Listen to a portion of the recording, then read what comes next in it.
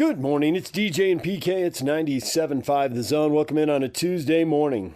Well, the upsets continue at the Big Sky Tournament, and they claim your Weber State Wildcats. Fifth-seeded Montana State with a losing record beats Weber State 91-82. And the Wildcats led at halftime. They're up like 9, I think. And then this is what happens in one-game tournaments. Anything can happen. And for 20 minutes, Montana State couldn't miss. They had a 13-0 run. They had another 13-0 run. They made 10 of 14 three-pointers in the second half. At one point in the second half, Steve Klauke, longtime friend of the show, longtime Bees, Stingers, baseball announcer, but also the voice of Weber State on the radio, Klauke said that Montana State made 14 consecutive field goals. Can you imagine going 14 for 14, hitting 14 shots in a row, 10 of 14 from three, two 13-0 runs? They scored 66 points in the second half, and they win 91-82, and they knock Weber State out. So now there's 4 semifinalists in the Big Sky Tournament, and 3 of them have losing records. And then there's Montana. Don't mess it up, Grizzlies. It's set up for you. They're playing Idaho State in the semifinals tonight, and Montana State is playing Sac State in the other semi. And unless Montana wins this tournament, the other 3 are all ticketed for Dayton and a play-in game. Oh, it was a golden opportunity for Weber State, but hey, they put the madness in March, and Weber State is all done and out, and their NCAA tournament hopes are finished. It was a crazy game. There's also a lot of pro basketball last night. The Boston Celtics will be here to play the Utah Jazz tonight, and the Celtics picked up a win in Portland last night. Quite the back-to-back for the Celtics, the Blazers, who are going nowhere, and then the Jazz, who are clearly going nowhere, having lost 10 of their last 12 games. Boston won 121-99. It was pretty easy. They were up double digits at halftime, and they get the win. Tatum, Brown, Horford, White, I mean, they pretty much had their guys. And Brown led them with 27 points. So the one thing they were lacking was the big man. They didn't have Porzingis. But I don't think that'll matter against your Utah Jazz. I don't know if you know this, but the former Aggie, Neemias Queta's now in Boston, barely playing, came off the bench for 2 minutes last night. So the former Utah State Aggie is there. He'll be back in Utah. Elsewhere in the NBA last night, it wasn't a big night, and most things went as expected. The Suns beat the Cavaliers. Donovan Mitchell didn't play, and so he's missed enough games now that he won't be eligible for all NBA teams. I guess we're at that point in the season where that will now be a thing when you miss your, I think it's your 18th game that eliminates you. Okay, he can't be all NBA. It doesn't really seem to. I know the goal was to put that number in and see if you could get guys to play more, but it doesn't seem to be happening. Denver rolled to victory. The Warriors beat the Spurs, and Wemby got dunked on, so that was a big deal. You know, if you try to block shots, even if you're 7-4, at some point somebody's going to get you. They get off the floor faster than you, and it happens. The Bulls got smoked by the Mavericks 127-92. You remember the Bulls team that came in and beat the Jazz. Well, their road trip is done. They're back home, and they got absolutely worked by 35 points by Dallas, so long way for the Jazz to go as you look at some of the scores around the league, but we'll see what they do tonight against the Celtics. We're going to take a break right now. When we come back, Steve Cleveland is talking hoops, the former Cougar and Aggie coach on March Madness. Who's been more surprising to this point, BYU or Utah State? They've both been very surprising. We'll talk with Steve about that next. DJ PK, and we are joined now by Steve Cleveland, former BYU and Fresno State basketball coach. Steve, good morning. Good morning, guys. Steve, there are a couple of really good college basketball stories in this community. One of them, BYU, picked to be in the dregs of the Big 12, outperforming that 13th in the preseason poll and finishing 5th. And then there's the Utah State Aggies, who stunned everybody, first-year coach with a completely rebuilt roster, and they win the Mountain West Conference. As someone who coached, granted in a different era, the transfer portal and NIL have changed things. I'm sure both of these things surprise you to some degree, but which one is more stunning, more shocking?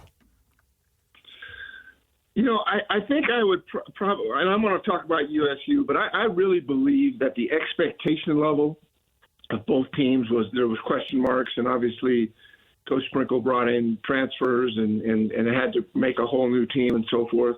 But I think just with all the national expectations and BYU being picked 13th and based upon the two previous years where they finished fifth in the WCC and kind of well known that the team had struggled in the locker room and things were just kind of going south. So with all of that leading up to this, I don't think there was very much expectation for BYU, even among their own fans, among the basketball world. And so I look at BYU as someone that has really surprised everyone. They've got great chemistry. We know all the issues. We know that Robinson has been really, really consistent throughout the season. We know that Khalifa has been a big part of this and his post play and Traore. We know all the stories, but I just believe that BYU finishing fifth, already in a position where they're going to be seeded fifth, probably in an NC2A bid. I don't think anybody saw that coming, and because of the Big 12, because of all the notoriety and attention and such a huge thing in the community and throughout the state, I think all eyes were kind of looking at, there's no BYU's in trouble if they continue to play the way they and so I think they were more of a surprise. Danny Sprinkle has been a good coach. He was a great coach at Montana, winning 2 championships. Their story is amazing, and what they've done, and to all of a sudden not only win the Mountain West Conference, but to be in a situation where they're looking at a 6th or 7th seed. So my emphasis would be more on BYU because of the national stage and where they had really struggled the previous 2 years. But not far behind would be Danny Sprinkle and his team going 14-4, 26-5, and just having a great year. And Osabor, Martinez, Brown, all those guys, night in and night out, were so consistent. We don't talk a lot about them, but that's a really, really good basketball team and a really, really good league as well. I think we're probably looking at least 6 bids for the Mountain West Conference, and you can see in just looking at the games this past weekend where a loss or a 2 could really change where you're at. But fun to watch USU. I finally found out how to watch them on TV. Took me a while, but 2 great teams. Very proud of both. But I think the story lies with BYU in terms of just kind of the national scene, as national stage. How much do you buy the theory for both of these teams that as they head to their respective conference tournaments, that they should be able to be pretty loose because they do not need to literally win anything in Kansas City or Las Vegas for them to get into the NCAA tournament? Now, obviously, the more success you have, the opportunity to have a better seed. So, and you want to win every time you take the floor, no doubt about it. But the pressure is off in terms of getting in the field because I think they've already accomplished that. Yeah, I completely agree. These are both 2 very competitive coaches, as there are throughout the country. BYU's in a situation where they've got an opportunity here to probably play. I'm thinking they're going to UCF ends up winning that game, and BYU played UCF twice, and both were pretty close games. So it'll be interesting. It'll be a tough. Every game in both these leagues is always really challenging. I agree with you that there isn't that kind of pressure that, hey, we got to get to the finals of the conference tournament to make the NCAA tournament. There's none of that. But I know that both these coaches, as competitive as they are, as successful as they've been wherever they've been, that don't have their guys ready. And, BYU can get by UCF. They've got a Texas Tech team. Unfortunately, Houston's in their bracket. But if they can win a couple games there, anything's possible as far as I'm concerned. I haven't seen the Mountain West seedings other than I'm sure that Utah State will be a number 1 seed. And it looks like probably Nevada, Boise, CSU. And, what's interesting is CSU is kind of was there early on in the season and have somehow, some way figured out a way to kind of get back into that tournament. And they've, I just happy that they got there, surprised that they struggled like they did. But there was some great in Mountain West Conference action last week, and Nevada, really solid, big win against Boise State. Boise loses at Nevada, but has a giant win at San Diego State. And, the same thing, went over San Diego State and lose to Nevada. So it's just such a competitive league. So fun to watch. Excited to see what happens in the tournaments. Most of all, looking forward to the NC2A tournament. Steve Cleveland joining us here on The Zone. There's a thought, which may or may not be true. Maybe it's just some cool thing at least something people think sounds cool to say it. Well, you want to play well because you never want to play poorly, but you don't actually want to do too well in the conference tournament because if you're peaking then, it requires so much energy and it doesn't leave you in a good space for the NCAA tournament. And a famous example would be the Utes getting knocked out early in their conference tournament and then going to the Final Four. Although the year before they won an emotional tournament and they still went to the Elite Eight, it's just when you meet up with Kentucky. How much do you put into that about teams giving a peak effort in the conference tournament and not having anything left for the NCAAs? Does that really bother you? There's a reality to that. I think that you get to that conference tournament, and especially with both of these leagues where, I think 10 teams are going. I mean, if it plays out like everybody's expecting, 10 teams from the Big 12 are going to go to the tournament, and it looks like 6 at least are going to go from the Mountain West Conference tournament. And that's the emphasis. Where all the notoriety and where all the exciting things happen is in the NC2A tournament. It's not that the conference tournament isn't important because there's an automatic bid there, but for these two teams, they don't need an automatic bid. And so if you get bumped in this and you're refocused to go to the tournament. So I would agree that every game you play, you're competing to win. But I think losing in a conference tournament when you already know you're going to the NC2As is not going to be a major issue. And in some respects, some teams may need the time to heal. Injuries, working on things that they normally couldn't work on. When you grind through a conference tournament that takes 4 or 5 days, and then you're jumping right back into something significantly more important to this country and to programs that you do well in the NC2A tournament. So I would agree with you that I don't think a loss in the conference tournament is going to set anybody back, especially with these two conferences. But you're trying to win every game, obviously, and you want to be in a position where the guys have confidence. But I don't think a hiccup in the conference tournament is going to do anything to really hurt them in the NC2A, either one of these teams, and certainly is not going to stop. They're going to be excited to get to the tournament. And so I would agree with you. I just think it's one of those things where you're trying to win every game. But a loss in the tournament, not as significant as a loss in the NC2A tournament where you're trying to, win as many games as you can. I mean, we wouldn't probably, the experts wouldn't say that BYU and Utah State are going to win national championships here. You never know. But these are two teams that could go on a run in the tournament. And you start looking at the seeds and things, and you can see that that's very, very possible. BYU's had 3 games on the road in conference in which they squandered double-digit leads, and they still had a good season nonetheless. But, man, it really could have been something special. Now, going forward, you and I were texting during that Kansas game. What's your concern about them away from home getting these leads and then not being able to finish it off? I think that a couple things come to my mind. One is that the three-point shooting, you kind of live and die with.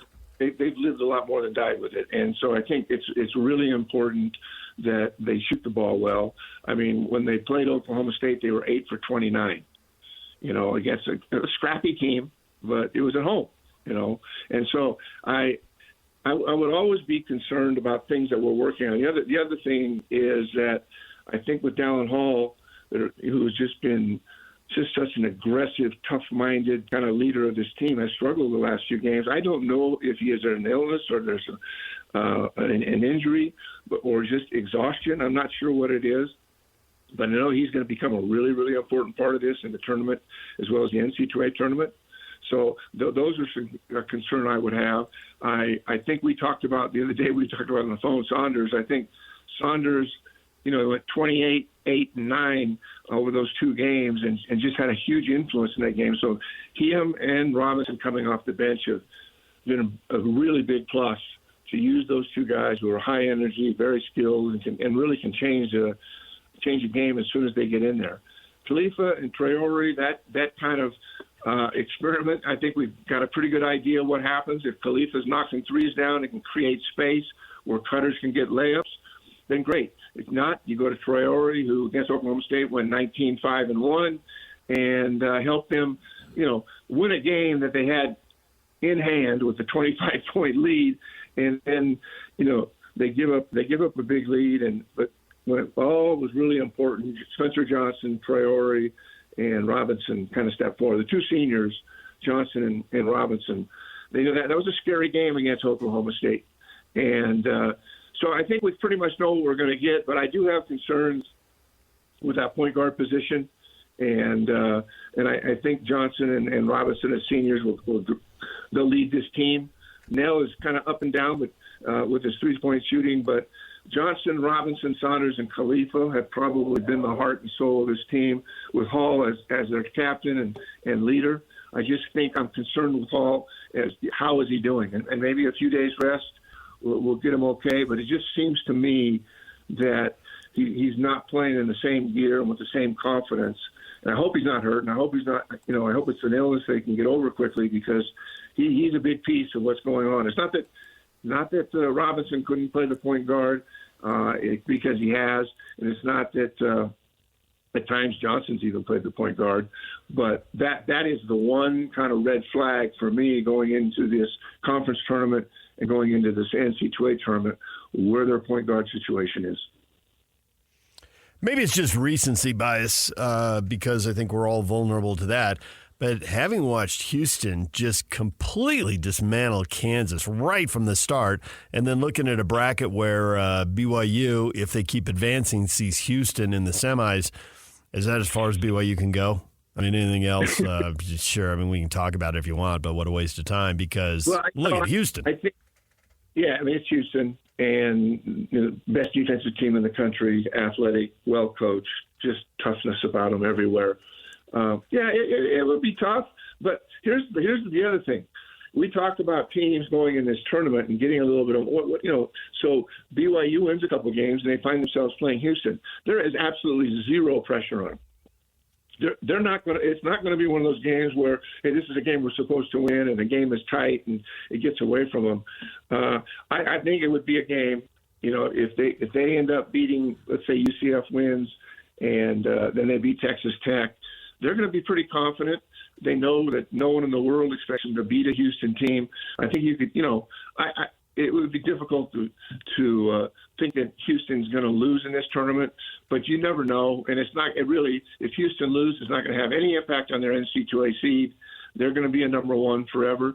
So I would be a fun game to watch. If BYU does win 2 in a row, it's a game that they can play with not a lot of pressure on them and with really nothing to lose. May find themselves in a competitive game. The other side of me says that nobody's going to beat Houston in the Big 12, but we'll see what happens. Now that we're in a tournament situation the rest of the season, as a coach and even as a player, you were in it, you just forget about whatever is going on in the world? Is there any way you have any focus, anything else, on anything else but the task at hand? No, especially with all the media attention. And I mean, these young people, they all got phones. They all have, it's just so much transparency among what's happening in this world. And this is the month of the year that everybody, from fans to parents to players and coaches, everybody kind of knows what's at stake. And it's a great time. It's just really a great time to enjoy this experience. And I can remember a few times when I was younger going to NCAA tournaments, not having anybody that I had in mind. I just went and watched the games and enjoyed the competitiveness and the passion and just the energy that when you go into an arena. We haven't talked about this, but I will. Let me ask you guys this: can BYU get in that Salt Lake bracket? Is that something you think is real, or is that? I mean, I got them playing in Salt Lake City, but that almost seems too good to be true. What are your thoughts on that? I don't think it's too good to be true. I think they're up in the we'll have Ken Pomeroy on, and we'll ask him about that. But I think they're up at the level where they start to take care of teams with that kind of thing. It's the teams in the middle, I think, get squeezed. I think the teams at the bottom, they try to keep them regional and minimize travel and figure those 14 seeds are going to get beat anyway. You can take care of the Big West and the Big Sky and the WAC champs because there's no expectations for them. But I think they try to take care of the top four as much as possible. If BYU is a 5, maybe they don't want to make a 4 play a road game like that. So that'd be the one thing that I could see working against BYU if they end up a 5 seed. I think they're playing their way even out of that. I know there's been speculation about them being a 6-7 and predictions about that. But I mean, the more you win, the more you climb. And once you get to 4, I don't see why they wouldn't take care of BYU and put them close to home. That seems to be the whole point. I think BYU needs to, they need to win those first 2 games. I think they win those 2 games, lose to Houston, it's not an impact. I think they have a chance to be in Salt Lake. But if they only win 1 game or don't win any at all, whatever the circumstances might be, then I could see them going to that 5th or 6th seed and playing somewhere else. So that's good. Thanks for that update. Appreciate it. Well, I think also that works in their favor is that Salt Lake is a Thursday, Saturday. Yep. Yeah. Yes. And I know all about that. When we were coaching, it got put on a Friday, Sunday, and then I can't even remember all the details because I'm getting old and I can't remember things, but I do remember getting a seed, and I think maybe it's when we played UConn, but they had us down as a Thursday, or excuse me, as a Friday, Sunday. It was quite a shock when we saw that come out, and obviously there were some phone calls made, and we quickly made some adjustments, but occasionally that mistake will probably never be made again. But I don't think it will. I think that this is where the Big 12 is really going to pay off for BYU, because you talk about the teams that you brought in the NCAA tournament, and I always thought that the team was underseeded, that you got these tough first-round matches and you had deserved a better seed and therefore, at least on paper, a potentially easier first-round game. But I don't think there was a lot of respect for BYU because of the fact that it took a long time for you, not really a long time, but it took you time to rebuild the program, so that was in their minds, and they saddled you with double-digit seeds, and you had a couple of great ball games that you lost at the end. Whereas I think now, being in the Big 12, they've got way more respect that you couldn't buy the level of respect they're going to get now when you were in the WAC / Mountain West. Yeah, you're right on there. I'm thinking that, we play UConn and we play Syracuse right down to the wire, in both those years against Cincinnati had won a national championship the year before. And you're right. I mean, that's where we were, and I think that's a perfect explanation for how that works. But it's one of those things where you got a chance, and it was hard fought to get to there, but it was difficult as it was losing those NC2A games where we weren't quite there. I just felt like that was some of the greatest experiences I ever had in coaching. In that setting, to play 2 national champions, and playing 3 teams that all won national championships. And so it was. I always have good feelings about that. And those guys that played their butts off and competed. And I wish they'd have gone a little bit differently in terms of the final score, but it was still a great experience.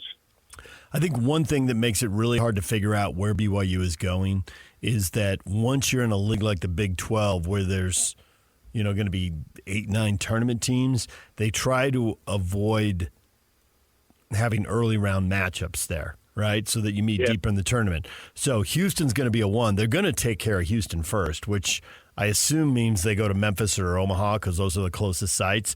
But what if Kansas ends up being a 4 seed? They want Kansas maybe to avoid Houston, but then do they want BYU if they're a 5 to avoid Kansas at a 4? I mean, you can start driving yourself nuts with that stuff. I mean, it's a huge jigsaw puzzle, especially when you're in a league that, half the league is going to the tournament. Yeah, I know. I mean, like Oklahoma, BYU, and Baylor, in the kind of the latest predictions, had them going they all go to the west, to Charlotte, Salt Lake City, and Omaha. And you look at Texas and ISU, they're in the Midwest based on what's happening right now. Houston's in the South. it's you can't figure it all out. But I think that for BYU, if they were in fact to get to that Salt Lake City bracket, they could have a pretty significant home court advantage if the tickets are available and you can get them where you can do that. So it'll be fun to see. But I'm thinking right now, I'm thinking maybe 10 teams, unless something crazy happens in the tournament where it's maybe only 9. But I never thought I'd ever look at being in a tournament and thinking, 10 teams from our league are going to the tournament. So that's all good. I can't wait for it to happen. And I go back to one thing you both said. I agree that the conference tournament is a wonderful thing, but it's you look at it and you say, you know what, it's okay. I can live with that. Guys played hard. They played well. And if your team really plays poorly, you're more concerned about how they played and what the next game is going to look like than the fact that you lost. But I agree with you both that it's a situation, that conference tournament. Hey, try to win every game. But if you don't, just play well, keep your guys healthy, and get ready for the most important part of the year, and that's the NCAA tournament. Steve, we appreciate it. As always, we'll talk to you next week when the brackets are out and there'll be no more mystery. Well, there'll just be a different set of mysteries. Who are we kidding? Yeah. Hey, thanks, guys. Good being with you. DJ and PK is proudly presented by Murdoch Hyundai, Utah's #1 Hyundai dealer for 18 years in a row. There is Steve Cleveland. Coming up next, Ken Pomeroy. KenPom.com is on the way. Stay with us. A reminder, Utah Jazz Ticket Tuesdays are brought to you by Utah Community Credit Union. Learn and earn, the app paying your family to learn about your money. UCCU, love where you bank. We're giving away Jazz tickets later today, coming up at 8:30 and 9:30. Stay tuned for that. And next, it's Ken Pomeroy from KenPom.com. Stay with us. Time to welcome in Ken Pomeroy, college basketball analytics guru and owner of KenPom.com. Ken, good morning. Good morning, gentlemen. How are things out there? Excellent. Utah State just won the Mountain West. BYU overachieved by about 8 spots in the preseason poll and is safely in the NCAA tournament field. So a lot of people are happy, except for the people who are on Twitter complaining because Utah State dropped in KenPom.com while New Mexico climbed after Utah State beat New Mexico. People were really upset about that. I think they should have been focusing on cutting down the nets, but you know what? They didn't ask me. So I'll ask you, how come Utah State dropped and New Mexico climbed and the Lobos are in front of the Aggies in your KenPom.com rankings? Well, my rankings are all about making predictions, and that is the sole purpose and sole focus of my system. And so when you win a close game against New Mexico at home, I mean, they lightly underachieved the prediction, and so the system will adjust accordingly, and it will lower Utah State and raise New Mexico because it sees that there needs to be a slight adjustment made in that sense. So, yeah, people who are not familiar with my work, they get a little hung up on, hey, we just beat this team, or we have 10 quad 1 wins, or whatever. Why aren't we ranked here? And the system literally does not care about your quad 1 wins. It just cares about your overall performance game to game. It cares about your offensive efficiency and your defensive efficiency, and that's it. And spits out numbers accordingly. So, yes, you can have the case where, you have a really great moment for your program and you might drop in the rating system. You can also have the case where San Diego State finishes 5th in the league and end up still being the highest-ranked team in the league, and actually, according to my numbers, are the favorite to win the conference tournament, even though the top 5 or 6 teams are, in reality, almost exactly equal, and it's anybody's tournament. But technically, San Diego State has the best chances to win it. Well, Kenny P., I don't question it whatsoever. I take it as literal as gospel, and whatever you say goes in my life. So you got zero problem from me. I support you 100%. You are the guru. You are the chief. You are the king. The superlatives never stop. So I want you to know that. I appreciate that, PK. It's every morning when I get up, when I do look at the social media and I see the hateful words that come from people, I do, in the back of my mind, I take comfort because I know that PK is on my side, and that really allows me to keep going. Right. Yeah, well, as far as I'm concerned, you can stay outside that door and you can come in when security lets you. How about that? No. I got two things I got Ken Pomeroy and God on my side, and nobody can take that away from me forever. So that's especially really only this time of year come to when we're talking about college basketball. So with all that in mind, what do you think the seeds will be, knowing what we know right now, for USU and BYU? Well, knowing what we know right now, and literally that's pretty important because I think people tend to overstate, what happens these next, 4 or 5 days when it comes to tournament selection and seeding. I think most people inside the selection room, they don't want to make a bunch of changes to their bracket once they kind of get it set. And so barring something earth-shattering happening, a lot of stuff is maybe not quite set, but close to set. So, when it comes to BYU, you look around at different brackets and, you're looking at a 4 or 5 right now. I think the consensus is generally a 5, but things shift slightly. They could be a 4. And, it's hard to imagine them kind of shifting outside that range. And then comes the Aggies, maybe a little bit lower, 6 or 7, something like that. I really think two things come to mind here. One is, the Mountain West last 2 years has obviously been outside of the San Diego State run. Pretty disappointing in the NCAA tournament. There's always a lot of talk about how many bids they get, and then they kind of fall on their face in the tournament. And, this year there's an opportunity to change that history a little bit because they all, a lot of these teams are going to have better seeds. Really the top 5 teams getting into the tournament should have better seeds than they've had in recent years. And the exception there being New Mexico, if they can somehow sneak in the tournament, be at 6 teams, they won't get a great seed. But the other 5 teams will have really good seeds, and they should be able to, win a game in the tournament. You've got the rankings here, and people can mull them over, but they held up pretty well last year, didn't they? San Diego State upset Alabama, so that scrambled it. But you had UConn as the top team in the country. Yeah, they were the top team after the tournament was over. So were they not going in?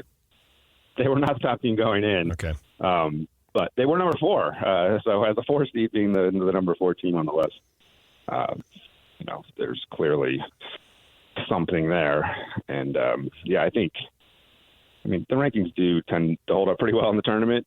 The tournament is a chaotic event, and there are going to be upsets, and there will be upsets this year. And I think,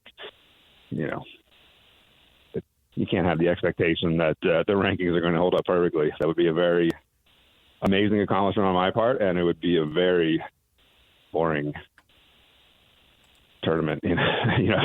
There's no upsets, and every time the higher, the favorite wins. Like that's not why it's popular. It's not why we watch. We watch because there are upsets, and a lot of these teams are very evenly matched. But you do tend to see, by the time we get to Final Four weekend, the cream starts to rise to the top, and last year was a bit of an exception in that regard. It was exceptionally chaotic, but ultimately the team that won it all was a team that was pretty good for almost the entire season. Had a week or two of a slump in the middle of the year, but UConn was amazing last year, and they've been amazing this year as well, despite all the roster turnover. Certainly one of the better chances to have a repeat winner that we've seen since Florida did it back in 06-07. What are your thoughts as far as the Houston Cougars? We've had an opportunity to watch them more, at least for me anyway, closer than I have because of BYU being in the conference and going forward with the Utes and the Arizonas joining. I'll watch them even more. There's no question they're awesome defensively. I don't think anybody could argue that. And they've been better here of late, in my mind, offensively than I thought. So I'm wondering how legitimate that you think they are, because they very well could get the number one seed. Right. I don't. People have this hang up about Houston, and they don't have the star power necessarily. And obviously, they're you want to watch film of UConn and compare it side by side with film of Houston and watch their offenses. Like UConn's is a lot more fun to watch. But as you mentioned, Houston's defense, one of the best in the country. I haven't rated as the best. Their offense has lagged behind, but you astutely point out they have finished strong. And I think we all acknowledge, hopefully, is that the Big 12 is the best league in the country. And when you look at Houston's offensive stats within the league, you look at their offensive rating within league play, they were number 2 in that league. So, their offense is solid. It's not great. I would rather, if I'm going to pick a team to go all the way, I'd rather see a profile of a team that, is elite on the offensive end and very good on the defensive end, as opposed to the flip side, which is what we have with Houston. But they're still just a machine, and you're going to get complete effort for 40 minutes. And part of the reason their offense functions, by the way, and doesn't look pretty, is that they crash the glass. I mean, they, all those rebounds end up on the floor, 50-50 balls that they call them. I mean, they're like, 60-40 balls for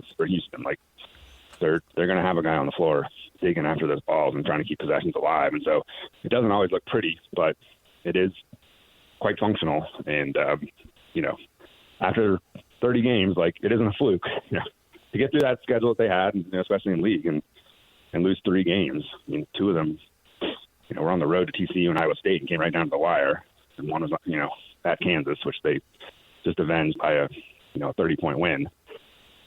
I mean, I think the results speak for themselves, and that maybe they're not on UConn's level. I mean, my ratings would say they are, but if you don't think they're on UConn's level, they are very, very close. And if they get a couple breaks in the bracket, sure, they can make a run at this and win the whole thing. Ken Pomeroy joining us from KenPom.com, talking all things college basketball. Is the Big Ten, with Houston at the top getting a 1 seed for sure, is the Big 12 actually going to get 8, 9, or 10 teams into the tournament? And if so, how much will that mess with the seeding as the committee tries to make sure that those teams don't meet each other too early in the tournament?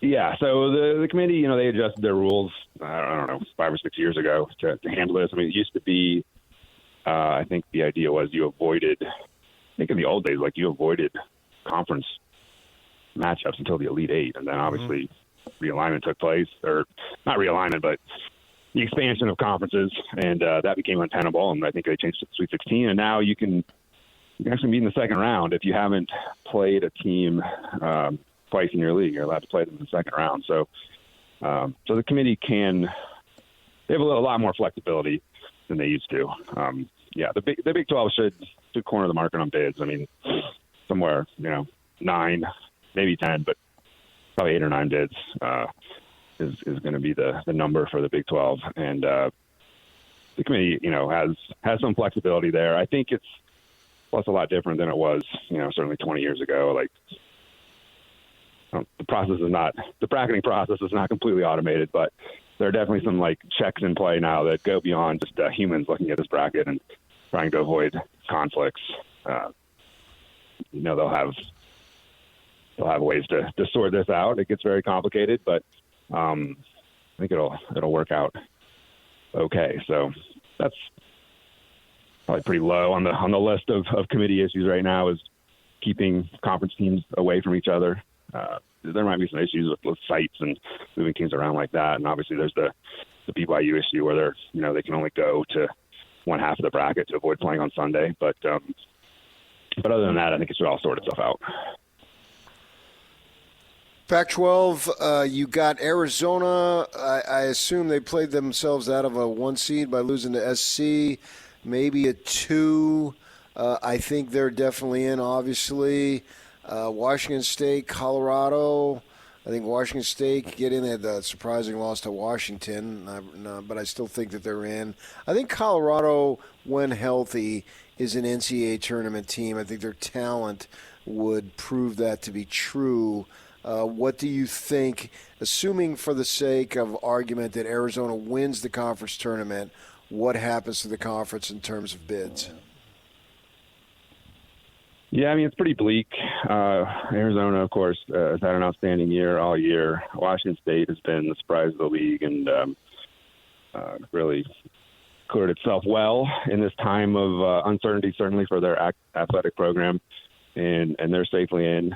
You can mention Colorado, and I agree, at their peak, they're a solid tournament team, but they've been up and down. They've been dealing with injuries. We don't really know exactly what's going on with the status of freshman Cody Williams, who has the additional complication of being, certainly having a chance to be the highest drafted college player from this class. So, we don't know how that factors into his availability or desire to play. Generally, you would assume him in the tournament mix, he would be trying to get out there and play, but he's obviously not going to put his career on the line for that. And then after that, it's pretty rough. I mean, I know in the past we talked about the Utes doing what they need to do to get in, but that didn't really happen. You do see them on the periphery of some discussion of the bubble, but as I said earlier, I mean, it's just I don't really think there's a precedent for a team jumping over like 7 or 8 teams on the bubble and getting into the tournament as an at-large this late in the mix. You can kind of throw the same out there for Oregon, who's kind of showing signs of life late in the year. It really looks like this is headed for being a 3-bid league. I was actually just looking at my conference ratings too, and surprisingly close right now between the Pac-12 and the Mountain West for the 6th best conference. So kind of gives you an idea of where the Pac-12 is. Mountain West, much more parity at the top. That's why they'll get more bids. The Pac-12, obviously Arizona, great team that the Mountain West doesn't have. There's a little less parity at the top, a little more wider distribution of teams. So that's the reason for fewer bids for the Pac-12. But yeah, not unlike the football side. Certainly the Pac-12 not going out in a blaze of glory on the men's basketball side. The Mountain West has been 4, 5, 6 teams. I guess it comes down to what the New Mexicos and UNLVs and Colorado States do. How many teams are getting in? Yeah, I mean, it seems like they're looking pretty good for 5 right now. And as you mentioned, it's going to come down to New Mexico really for that 6th bid. I mean, Colorado State, 8 and 9, some 10 seeds in a lot of these brackets. So looking pretty safe. But it's going to be, can New Mexico make a run here? And they certainly can. They're obviously going to be well supported, a great fan base, so they'll have some support at the Thomas and Mack Center. I don't know what puts them safely in. Getting to the final game is probably a worthy goal, but even just getting to the semifinals, I mean, they have added a quality win to their resume. That might be enough to do it. They'll have to, have their fingers crossed for teams like Dayton to win the Atlantic 10 tournament and not have an interloper win that tournament and force Dayton to take an at-large bid. Things like that have to go their way, but that's going to be, the real storyline in Vegas is, I think it's all eyes on New Mexico. The other 5 teams, pretty safe. Super fun tournament. I mean, there's really no more competitive tournament in the country. I mean, I was talking about the chances of winning, and my computer says San Diego State's the favorite and has a 21% chance of winning, which is extremely low for a favorite. I think will be the lowest for any conference tournament in the country. So that gives you an idea of just how wide open it is and how fun that tournament should be. I mean, it's a fascinating league in that there's been the top 7, if you want to throw UNLV in there, and people talk about them, possibly getting the auto bid. I mean, that's another way that this league will get 6 bids if UNLV somehow wins the tournament. But those top 7 teams in that league, very evenly matched. Bottom 4 teams, nowhere close to the top 7 teams. There's like a varsity and a JV in that league. I think there's only been 4 wins from that bottom 4 against the top 7. So part of the reason why the Mountain West is really going to do well here in terms of getting bids is that the top teams did not suffer bad losses in league, and they kind of distributed their wins amongst themselves pretty equally. So it was just really a perfect formula to get a bunch of bids. What's the highest seed you got in the Mountain West? It's probably going to end up being San Diego State, and it looks like a 5. Again, maybe if they win the conference tournament, you could see them getting a 4. I think it would be a little hard to justify, again, given that they finished 5th in the league. But, San Diego State at a 5. The Aggies could get a 5. I mean, those top teams, the resumes are really hard to distinguish, but it does seem like it's the Aggies and the Aztecs who, have a slightly better resume than everybody else. So, a 5 would be great. We know the difficulty of the 5-12 game, so you somehow sneak into that 4, it's actually, pretty meaningful. But whether you get a 5, 6, or 7 is maybe not as meaningful because all those teams in that tournament seeded between 5 and 12 are, amazingly similar, and you're going to have a very difficult first game. But as I said earlier, I think the bulk number of better seeds that this league is going to get should allow them to win some games in the first round. There will be a little pressure, I think, for the prestige of the league to do so. But the seeding is certainly looking really better than it's ever been, for the league in its current configuration anyway. Ken Pomeroy joining us from KenPom.com. There are now 363 schools, I think, playing Division I basketball. So there's a push to expand the tournament from 68 teams to, different numbers have been thrown out. I think 96 is the biggest they'd go, but maybe 72 or 76. I don't know what they're thinking. Because they do use your formula and you deal with some of the power brokers in the sport, have you heard any speculation/gossip about where this is going? Do you have any expectations? Yeah, the gossip, I'm nothing even close to official, but third-hand information from other people who have inside information. Every year it seems like there's a little bit of smoke in this regard that expansion is coming sometime in the near future, but it doesn't appear that 96 teams is on the table. The latest reporting I saw in the last week was 72 or 76. It seems like 80 is kind of a magic number, a number I'd be comfortable with. You already have 4 games in the first 4, and if you just go up to 16 games in the first 4, you get to 80. So to me, that would make the most sense. You look at the history of the tournament. I mean, it is amazing how much resistance there is to kind of expansion at this point. As you mentioned, 362 teams. They'll add 1 more next year, and they'll continue to add teams in the future. And you just compare the number of teams in the tournament right now to the total number of teams. It's a bit lower than when they first introduced the 64-team tournament in 1985. If you go to 80 teams, you will get to the same ratio you had in 1985. So just from a competitive standpoint, I think it makes sense to expand. We're talking about teams like Indiana State, who had a great season this year, lost in their tournament final. We're talking about them possibly not making the tournament, which is kind of silly to me. And I think expansion, yes, you would allow some pretty bad power conference teams to get in, but you would also allow Indiana State to get in. And I think that trade-off is worth it. But about 98% of my colleagues disagree with that. So we'll see what happens. Ken, we will leave it right there. We appreciate it. Thank you. Thanks, guys. Always fun. This is Ken Pomeroy from KenPom.com. It's a Win Tickets Wednesday. Your chance to win big on the Zone. Coming up tomorrow, you can win a pair of tickets to see the Australian Pink Floyd show at Utah First Credit Union Amphitheater on August 16th. Listen to the Zone all day Wednesday for your chance to win. What is trending? The headlines coming up next. It's time to get your morning started with the news you need to know. News update. This is what's trending with DJ and PK. Hashtag Utah Jazz.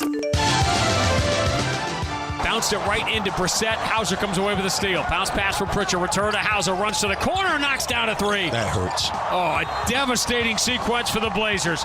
Tatum banks in a lucky 3. Then the Scoot Henderson turnover leads to a Hauser 3. Rough road trip for Tatum by his standards. Continues tonight. Oh, he bumps Simons. Gets him deep. Spins. Scores with the right hand. Wow. Boston Celtics get a win in Portland, 121-99. They will go back-to-back tonight in Utah to face the Jazz. Jazz are set to sign Darius Bazley, Kenneth Lofton Jr. Otto Porter Jr. has announced his retirement after 11 years. Your head is spinning, isn't it, PK? What I'm trying, yes. See if the Jazz discover a diamond in the rough here late in the year. Tip-off tonight at 7. Pre-game at 6. Tonight, they flash back to the 2010s. Are you ready for that? Al Jefferson will be in town. He's going to join us coming up at 9:30 here on the show. It seems like a short time ago. It was. It was the most recent. Al is almost 40 now. Not quite, but he's all done after a dozen years in the NBA. DJ and PK. Hashtag NBA. Tipped away by Eubanks, taken by Durrant. Here comes Booker, driving on Niang to the left block. He'll fade off the window and get the roll. Devin Booker with 26. Jackson Davis goes up and he slammed it down over Wembanyama down the lane with the hammer. Catch and go. Abaji layup blocked by Nikola Jokic. Denver's got the ball. Over to Murray. Right to the rack. Kick out the paint. Dunk. Two hands. Gordon. Timeout Toronto. Highlights around the NBA. That timeout for Toronto didn't do any good. The Joker has 35 points, 17 rebounds, 12 assists. He dominates. The Nuggets win 125-119. They're 1/2 game behind Oklahoma City in the race for the best record in the Western Conference. 6 steals, too. Who's the MVP, PK? He is. There it is. If they want the best record, I assume they will end up with it. They're only half a game away at this point. 17 games to go. Warriors did not have their MVP, Steph Curry, but they did manage to beat the Spurs. They get the win there, 112-102. Golden State, 10th in the West, a game behind the Lakers, 2.5 behind the Mavs and Kings. Steph Curry is out with a sprained ankle. Without him, it's hard to believe they're going to be catching the teams in front of them. They will go into the play-in needing to win twice to get to the playoffs. Well, I don't know how long he's out, so I have to see about that. I know he limped off the other day. But I was watching that game, and it's like I forgot, even though I knew, so I didn't really forget. But Chris Paul is on his team. And what can he do in spurts? You know, he's a little older now, obviously, so I don't think he was the player that he was. But he can help them. You just look at 8 assists and 9 rebounds last night. Now, he's been out because he's always out, it seems. And if he can be available to some extent in the postseason, certainly early, because it seems like the later the playoff goes, that's when he ends up getting hurt.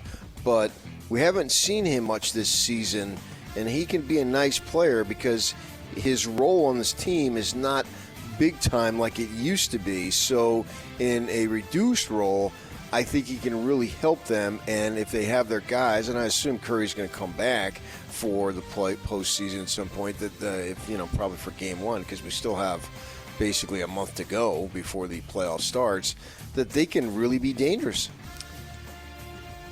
They can be dangerous if they can actually get in them. Chris Paul, you forgot about him. I mean, not really. Well, they'll get in the play. They'll get in. They'll get in the play-in, but can they get to the playoff? They had he missed 7 weeks. So they actually missed a little more than that, I think. And he's new this year. Mm-hmm. So, you haven't really thought about him that much. But watching, I mean, I know about him, obviously. Right. But it was like, oh, yeah, he's on this team. Because we haven't seen him for so long. And given the fact that he's his first year, I think he can add. Because he's the one true point guard that they have on the team.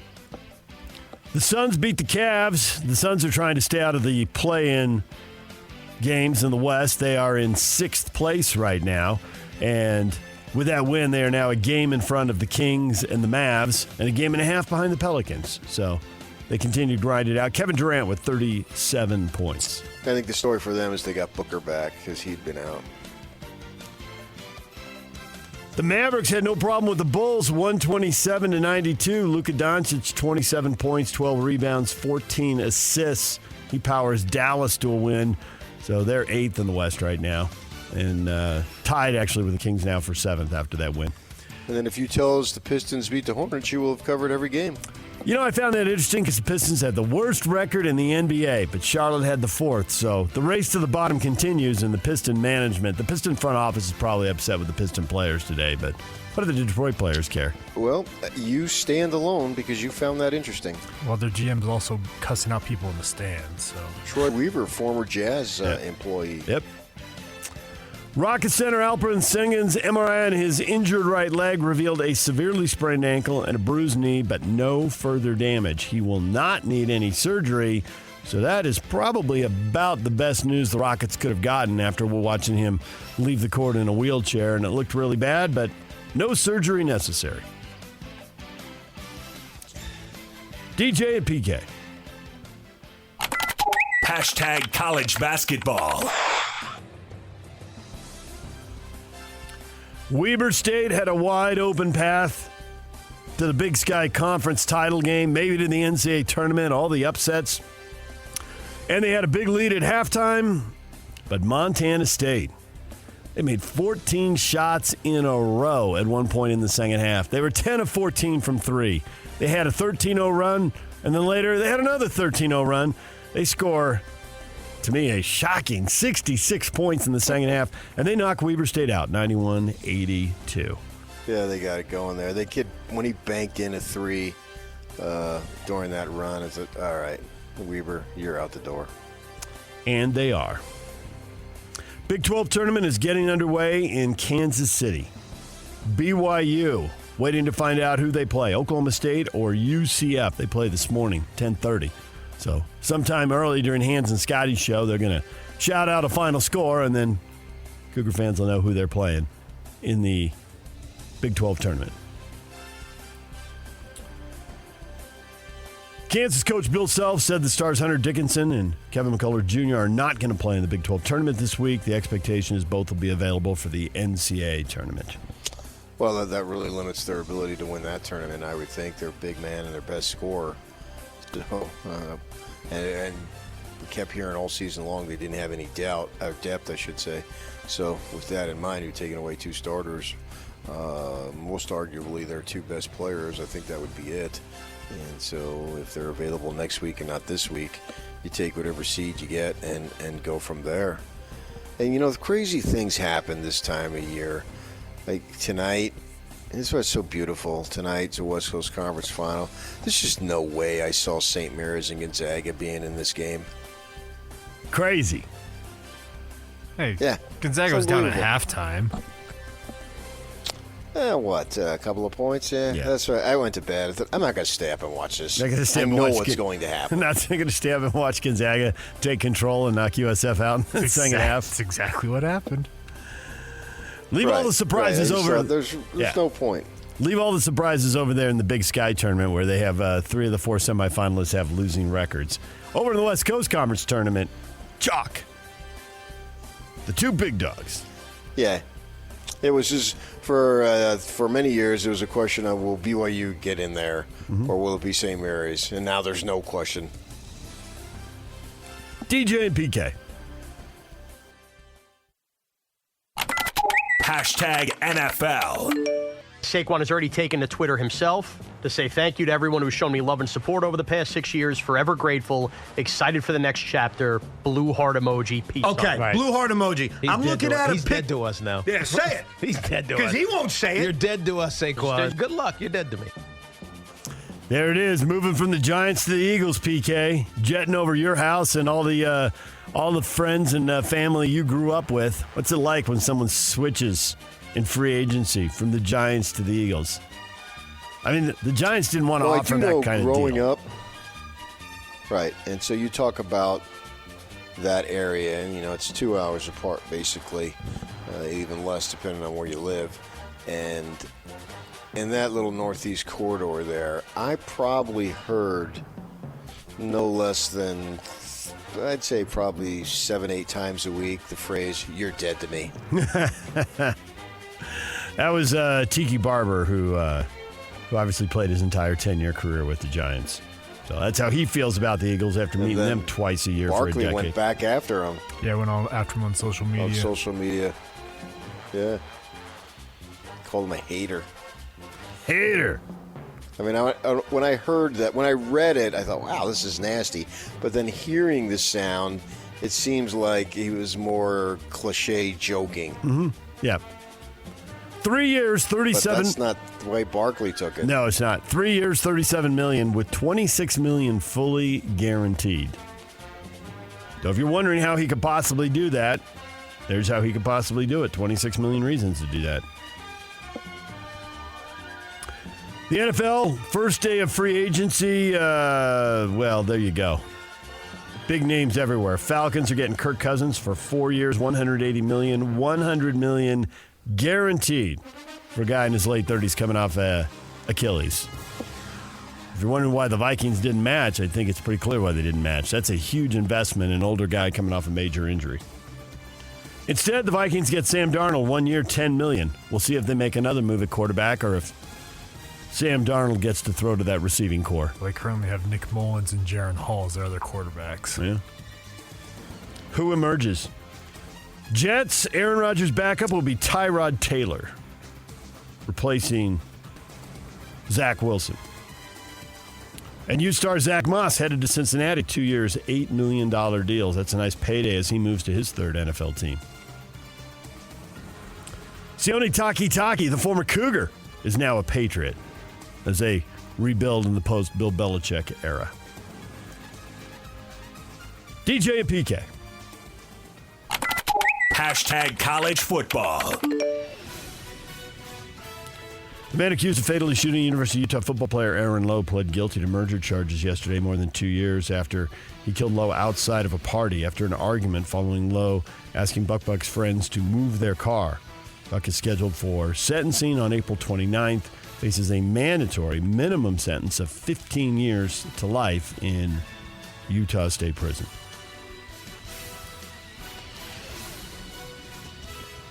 Former Arizona State and Notre Dame quarterback Drew Pine will enroll at Missouri this spring after he graduates from Notre Dame. Pine is expected to have 3 seasons of eligibility remaining with the Tigers. We're about to have a quarterback who plays for 4 teams, PK? We already had it. JT Daniels. JT got to 4? Mm-hmm. USC, West Virginia, Georgia, and Rice. There you go. The record holder. Yeah. And then he retired. He did. Medically retired. In a sense, didn't he? Yeah, he's now a graduate assistant with the Owls or whatever. Right. And now you got Pine, who still have 3 years of eligibility. He's on his 3rd team, and he's already got his degree. This is getting so silly. Theoretically, he could get the record of 5. Keeps bouncing around 1 year at a time to every school. Well, he can go 6 or 7 if he wants. DJ and PK. Hashtag Major League Baseball. 8 days away, PK. You ready for the opener? Padres, Dodgers, South Korea, Tyler Glasnow, Yu I got my Darvish. tickets. Yamamoto versus Musgrove in Game 2 as they take Major League Baseball around the world.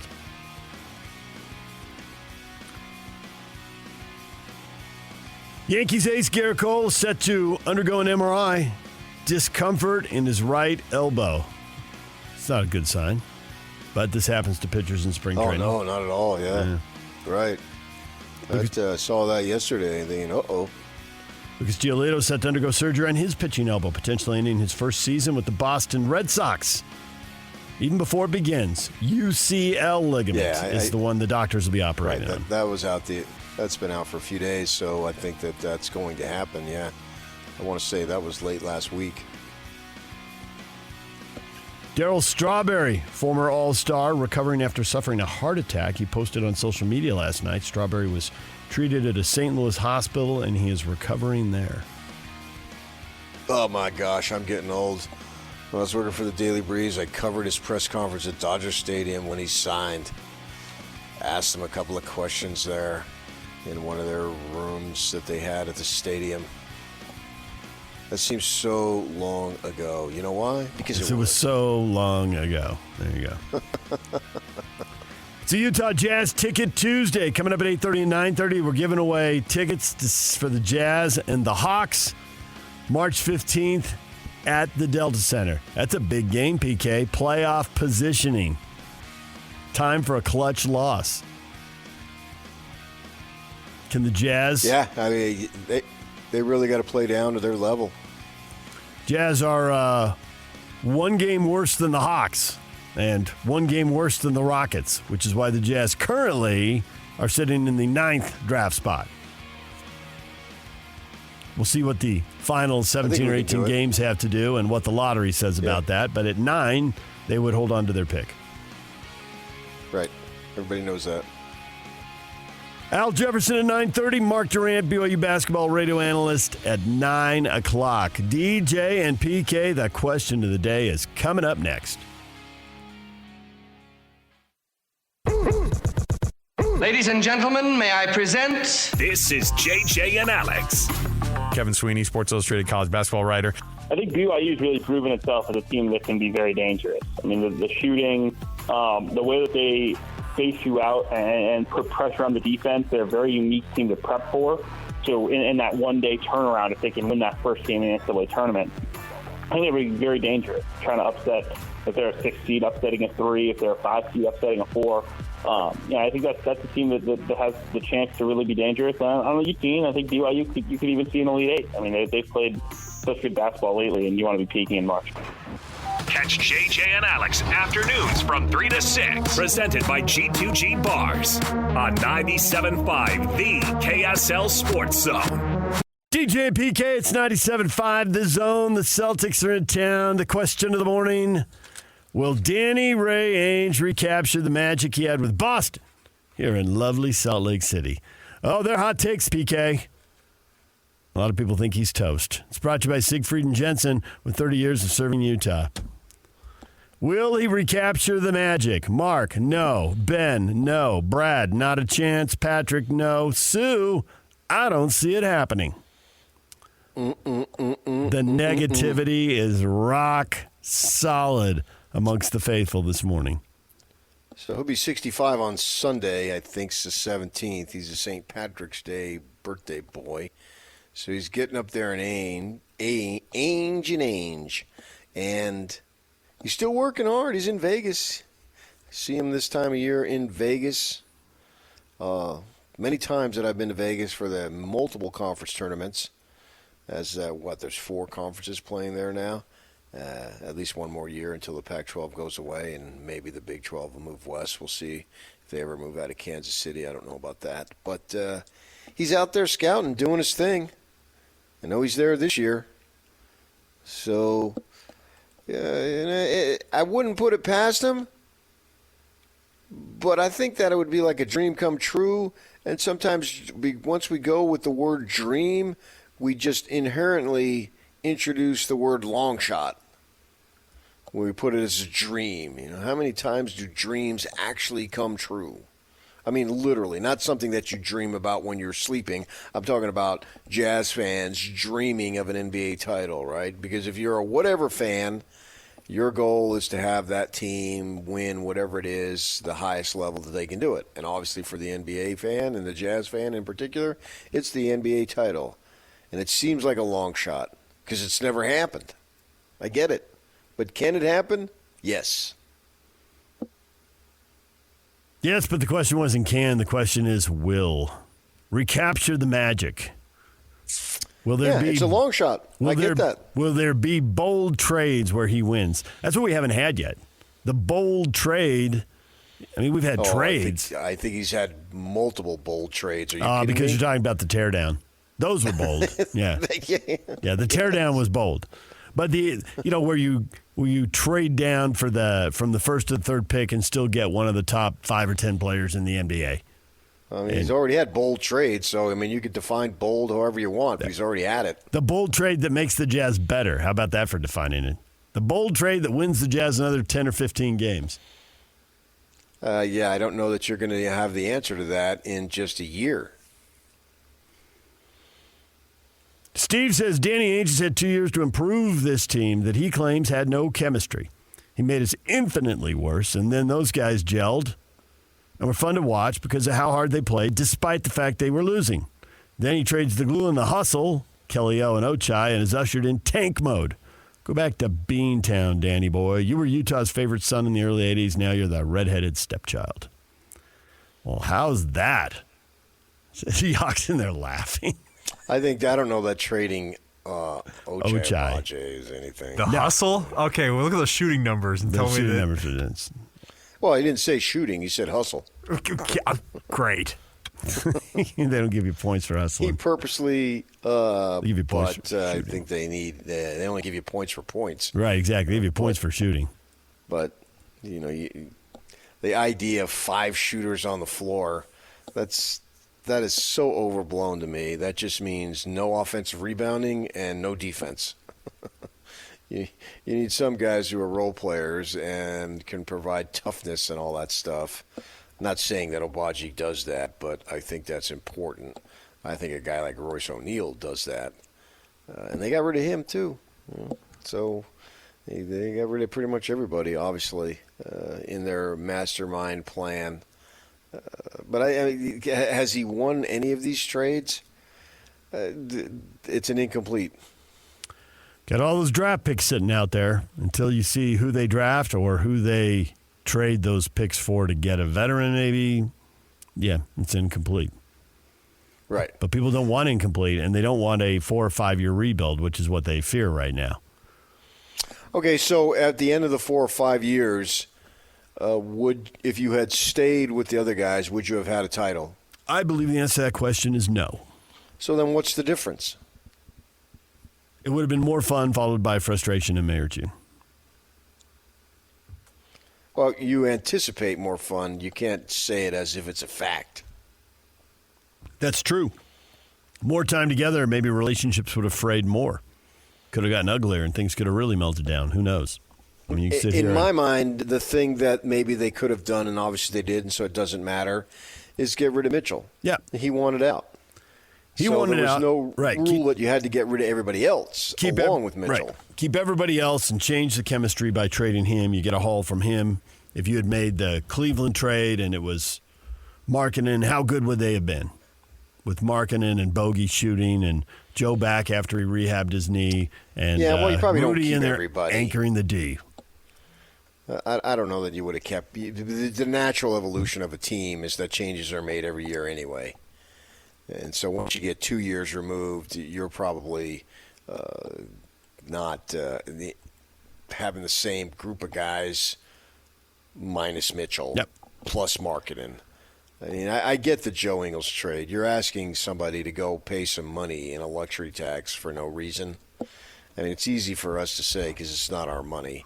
And the guy's got tons of money, so he should finance his own ballpark. He should build his own freeway to the ballpark, and he should do everything because he's got his own money. I mean, so that's the common refrain that you hear. So I get the Ingles thing, and there would have been trades. There would have been moves, I should say, and maybe trades, but there would have been natural evolutionary moves that all NBA teams make. But that's the idea. You could have kept Gobert as a defensive anchor. I mean, last year, we got Kessler, and he's way cheaper than Gobert. Well, he's barely getting on the floor. Kessler's not even in the same arena, ballpark, or however you want to phrase it, as Gobert. And you can tell that. And that's what Ainge was telling us last year at the end of the season meeting. He basically said that, let's pump the brakes on this guy. And he was right. The coach doesn't want to play him 30 minutes a game. If he had Gobert's impact, the coach would play him 30 minutes a game.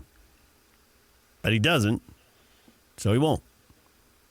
Yeah, and he still is a young pup, so Gobert didn't have that impact when Gobert had it. I mean, when he was Kessler's age. It took him a while before he got to the level that he was able to impact games. So that's, in a sense, before we just cast aside Kessler as garbage, let's see if there's something there to develop. And as far as holding on with Gobert, who did have his fans, how far can you go paying a center $40 million, $41 this year, who isn't much of a scoring threat and you got to work around offensively? He's great defensively, but how far can you go with that?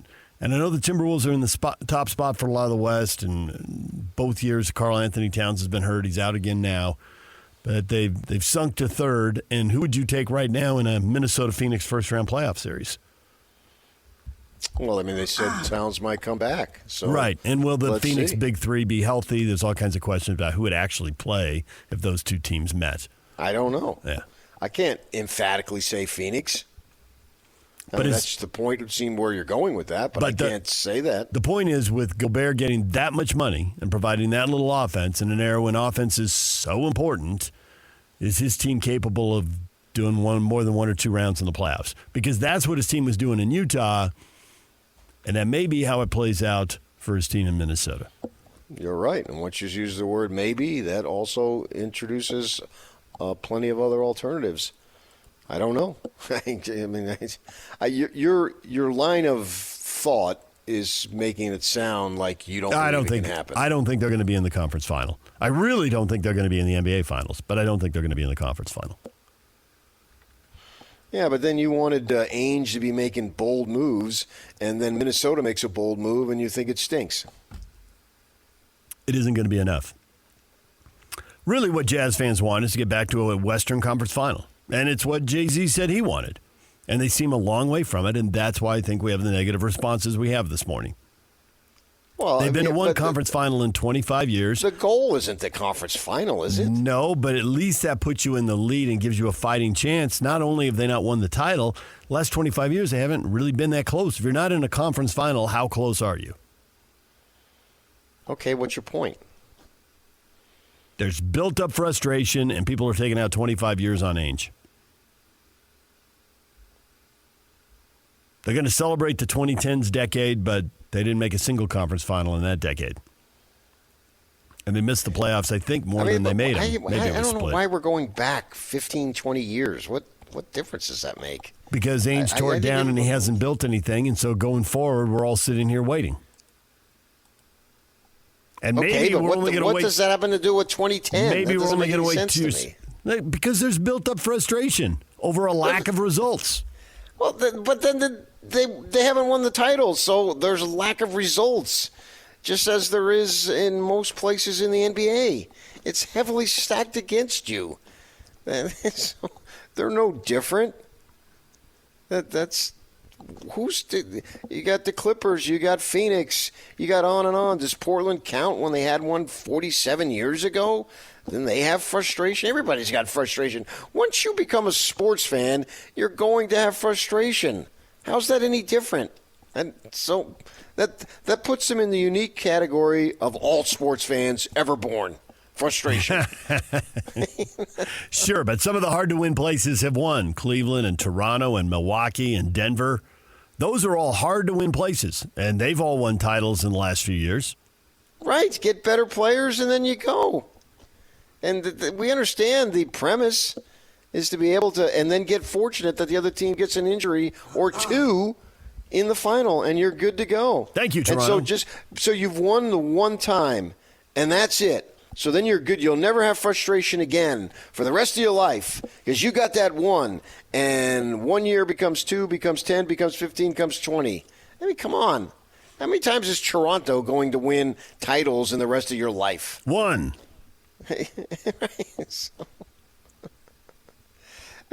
Stockton said there's joy in the journey, and I agree with him. That comes down to, yes, there's frustration, but there's hope along the way. And so probably part of this equation is there's no hope today. Right. So then that alleviates frustration, so you're better off. No, it's just a different flavor of frustration. I don't even have hope. Yeah, it's a different flavor of frustration. Hope. You know what hope is? Hope is delayed disappointment. That's all hope is. Well, I think sports fans have paid a lot for delayed disappointment over the years. Because exactly your point. They put 8, 16, in the case of the NCAA tournament, 68 teams in a tournament, and then one team gets to lift the trophy, and everybody else has delayed disappointment. Yeah, I think you're. I mean, for me, it's easier to say because I'm not that hardcore. You're a lunchbox guy, and it's a frustration. Are they really that frustrated where it's gnawing at them day after day after day after day? It's sports. If it's not fun, what's the point? If you're that frustrated, then boom, just eliminate it, and you don't have to worry about it. Robert, can only hope as of right now. Jazz fans have very little hope of anything. That's so ridiculous. He doesn't have hope. Robert's at the point where he hopes to have hope one day. He doesn't have hope today, but he hopes that one day he can. Because if he gave it up, like you said, he wouldn't be posting on our Facebook page. Right.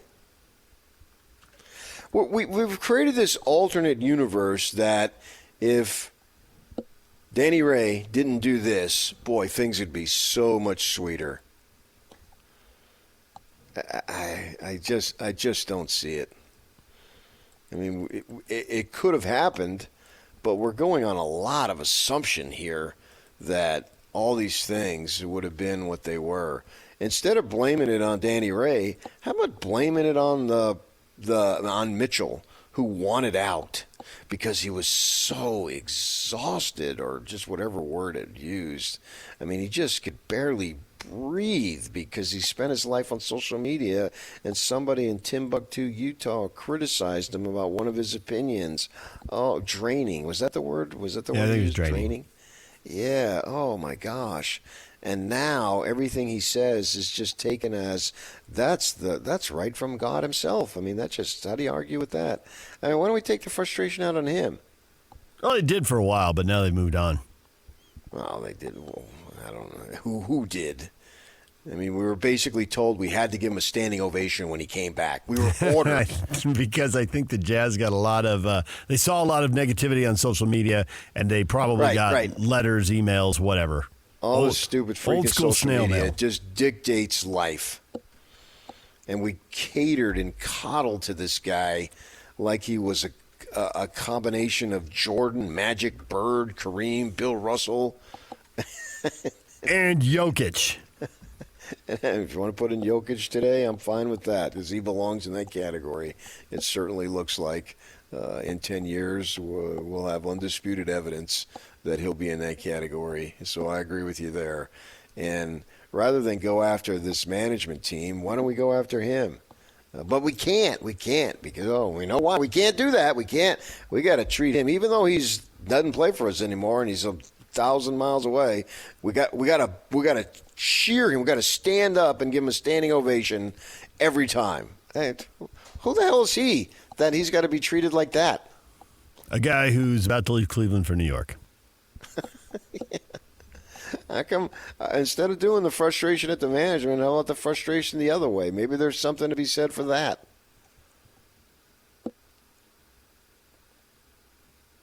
Well, they're watching the trades now. He's moved on.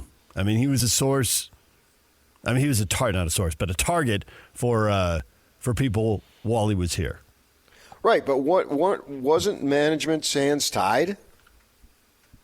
As far as trading him? Yes. Yeah. Oh, yeah. I think he had to be traded. I think it's a good thing they traded him. I think if they'd waited to trade him, they would have gotten less for him because it would have been less leverage. His impending move to New York, which everybody thinks he's going to do. I mean, when Joe Ingles was on with us last time, he said, I don't know when he's going to go there, but he's going to go there at some point. I mean, he may be able to go as a free agent. He might be able to force his way there with a trade earlier. I get Joe's point. There's no point in trying to predict a date on when it's going to happen. But it's going to happen. And you believe that Gobert is overpaid relative to what he can provide, right? Then shouldn't have been the frustration at the prior management. Why are we dumping on Ainge? Because according to you, that was the wrong move, giving him all that money. Yeah, it tied their hands and put a ceiling on him. Which is why I don't agree with Tyson, who says the Jazz need to fire Danny and bring back Dennis Lindsey. You've committed to it now. There's no point in Ryan Smith second-guessing himself and making a move now. Ainge with the teardown and the rebuild, you got to let it play out and see what he's going to accomplish over 3, 4, 5 years. Well, it's basically Ryan Smith's decision to tear down. That's where the buck stopped. He probably knew what Ainge's plan was when he hired Ainge. You're right. We didn't hear it, but plenty of people suspected it. And it didn't take us very long. I don't know the timeline exactly. I have to think about that. But I don't think either one of us were terribly surprised. I mean, along the way, you heard, everybody thinks this is going to happen. And sure enough, it did. To this extent, I wasn't sure. That they were going to... I didn't know that till I was told on Cinco de Mayo 2 years Cinco ago. de Mayo, you knew for sure. Yeah, they're going to blow it up. But even before that, you had an idea that they weren't going to keep it all together. You may not have known they were going to tear it all down. Well, we knew that Mitchell wanted out. Right. And he did it in a classy way, I guess. So instead of whining publicly like Carmelo Anthony or somebody else. Yeah. Did they get, the net more draft result picks? was the same. He's gone. That's the net result. Yeah. But did they get more draft picks? Because I think the whole league knew. He didn't put him in a public relations vice, but he didn't keep it a secret either. Well, the net was the same thing. He protected his image. Let's just call it like it is. I mean, that's why he did what he did. And he played it smart. Good for him. He played it the way he wanted. And the Jazz didn't just get the leverage because of the way he played it, although that probably helped. They also got the leverage because they had more than one bidder. Well, and plus he was young enough, and he still had multiple years to left. go. I think that's where they got it. That gave him if it would have been too. in his final year or final 2 years, that would have been another story. Exactly. Which is why the decision to trade him when they did, instead of kicking the can down the road, was a good idea. Because you're right. Every time a year comes off that contract, they're losing leverage. Yeah. Basically, every time a trading period comes and goes, which is the trade deadline and then the summer. Those are basically your two trading periods. So, so we all support that. Absolutely. And under the circumstances, I think they did pretty well. And now we'll see going forward. The thing about it is all these draft picks are so far freaking in the future. But they're not going to use they're not going to use all the draft picks. It will take a long time to judge them, but some of those draft picks are going to be traded for veterans. There's no way. Not all of them. I agree with not all. Stand by my statement. Not all of them. Some of these draft picks are so far in the future. They'll have these draft picks so far in the future. So the guy who's drafted with one of those picks they acquire in 2029, when he's 5 years into his career, and that 19-year-old is 24, and we start to get an idea of what might be doing in the playoffs and all that, is 2034. And you and I aren't doing this show. Oh, I'm dead by then. A decade from now. Oh, I'm dead. Yeah, I'm dead. And even then, that player will still only be 24. And nobody will remember me in 2024 or 2034. And that's the way I want it. Jake Hatchwell. He'll remember you. Nah, I'll be old news. I'm old news now. I'd be in old news, of course. I'll be way old. Life goes on, man. That's true. Nobody's irreplaceable. Fact. I kid myself. Fact. All right, DJ and PK. I'm looking at you, Yock, these last 2 weeks. No one's irreplaceable. I'm just saying, Yock, you need to call me because DJ, I'm not going to say anymore. Oh, okay. Sounds good. DJ and PK, it's 97.5 The Zone. Accessing. This is Hans Olsen and Scotty G. Jerry Palm, CBS Sports. When you look at what BYU has been able to do, finishing fifth in the West Coast Conference, a losing record in West Coast Conference play, to now doing what they're doing in the Big 12, we were anticipating it could be a bloodbath for basketball this year. Just how impressed are you with what they've been able to do this year? I have to admit, I wasn't expecting this level of success this year. I didn't think they'd be terrible. In fact, I thought they'd probably be a tournament team, but I was thinking more middle of the league, not, pushing near the top of the league. They won at Kansas. Nobody wins at Kansas. Yeah. And they won at Kansas. I mean, that's as impressive a win as anybody has on their resume this year, because that just doesn't happen. So it's just a testament to their ability, but also their willingness to fight, because you have to in that league. Catch Hans and Scotty weekdays from noon to 3 on 97.5, the KSL Sports Zone. Band of the day today is James Taylor. He's turning 76 years old today. And the band of the day is brought to you by Live Nation. James Taylor will be at the Utah First Credit Union Amphitheater May 31st. For all the live concerts and events in 2024, check out livenation.com. It's amazing these guys pushing 80 can go to these places and get 10, 15,000 people to come see them when they've been doing something for literally 50 years. Do you think all the young musicians are taking note of this? If you can write something, become the soundtrack for somebody's life, it doesn't matter that your hits are 30, 40, 50 years old. Because you're right, the people who wrote those hits 30, 40, 50 years ago are packing arenas, stadiums, amphitheaters, and packing them at pretty good prices, too. Well, I do think music good music, and the individual defines what good music is. Your definition is going to be different from mine. Yock's is going to be different from yours, blah, blah, blah. There are going to be some overlap, obviously, but you're going to like stuff that the other guy doesn't like, vice versa. And with that having been said, I do think that music then becomes timeless. So there really is no time frame on it. It doesn't come and go for you. But it's totally an individual decision, right? You get to decide what you like as far as music. Nobody can decide for you. And so if you like something along the way, that it becomes timeless. The only thing for me is why I converted to the country realm is I wanted new stuff. That doesn't take away from a James Taylor or whoever it might be. We're just talking about him because apparently it's his birthday today. I did not know that until right now. But I also have to have new stuff. And for me, that's what I got. And so I just can't listen to the same thing that I've been listening to for 30 years. You see what I'm saying? I do, but at the same time, I know that with your concert choices, you're all over the map because 1 month you go see somebody who is new, who's only been on the scene 5 or 10 years, but the next month you're lamenting the passing of somebody you've gone to see your entire life, and you are not alone. Yeah. You know, right? Like Margaritaville entertained a lot of people. Right.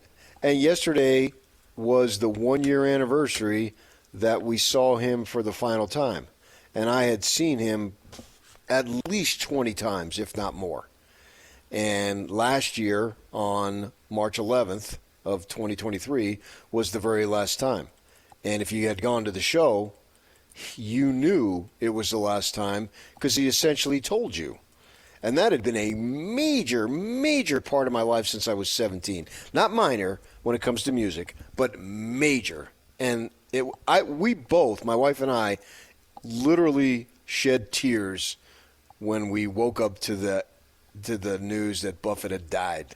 And I have never, ever done that about a musical artist ever. Really? Because you're pretty big in 76. You're pretty big into the Eagles, and we don't have all the Eagles with us anymore. Correct. Yeah. I know. But I hadn't seen them as many times. Not even close. Probably 5 times, maybe. And I didn't see them until the 90s, where I had been seeing Buffett since I was a youngster. So, but I also need some new stuff, and I got it. So, in my mind, and probably everybody thinks that, I got the best of both. And if you're into music, you probably think, yeah, well, I like what I like. Of course, I get it. Utah Jazz Ticket Tuesdays are brought to you by Utah Community Credit Union. Learn and earn, the app paying your family to learn about money. UCCU, love where you bank. We're giving away Jazz tickets at 8:30 and 9:30 this morning. If you want to go see the Jazz play the Hawks on March 15th, that is just 3 days away. March 15th, when I said it the first time, I thought, oh, that's a long way away. It's 3 days away. We got tickets coming up at 8:30 and 9:30 right here on The Zone. Heart, though you know it wasn't written for you. Tell me, how can you stand there with your broken heart, ashamed of playing a fool? But one thing can lead to another. It doesn't take any sacrifice. Oh, Father. 1 in 10 Utah kids face hunger, but you can feed Utah by leaving a bag of non-perishable food donations on your doorstep by 9 a.m. on Saturday, March 16th. Help the Utah Food Bank, Macy's Grocery, and Lynn's fight hunger statewide. Learn more at utahfoodbank.org/feedutah.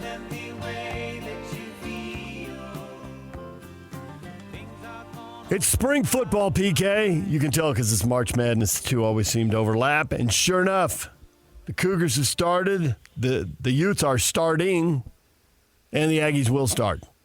1 week after another. Here they come. The Utes starting spring practice today. What's going to be their story come January? Ho, ho, ho, ho, ho. Do that again. You can't. You just summoned the proper amount of skepticism right there. Skepticism. Anticipation.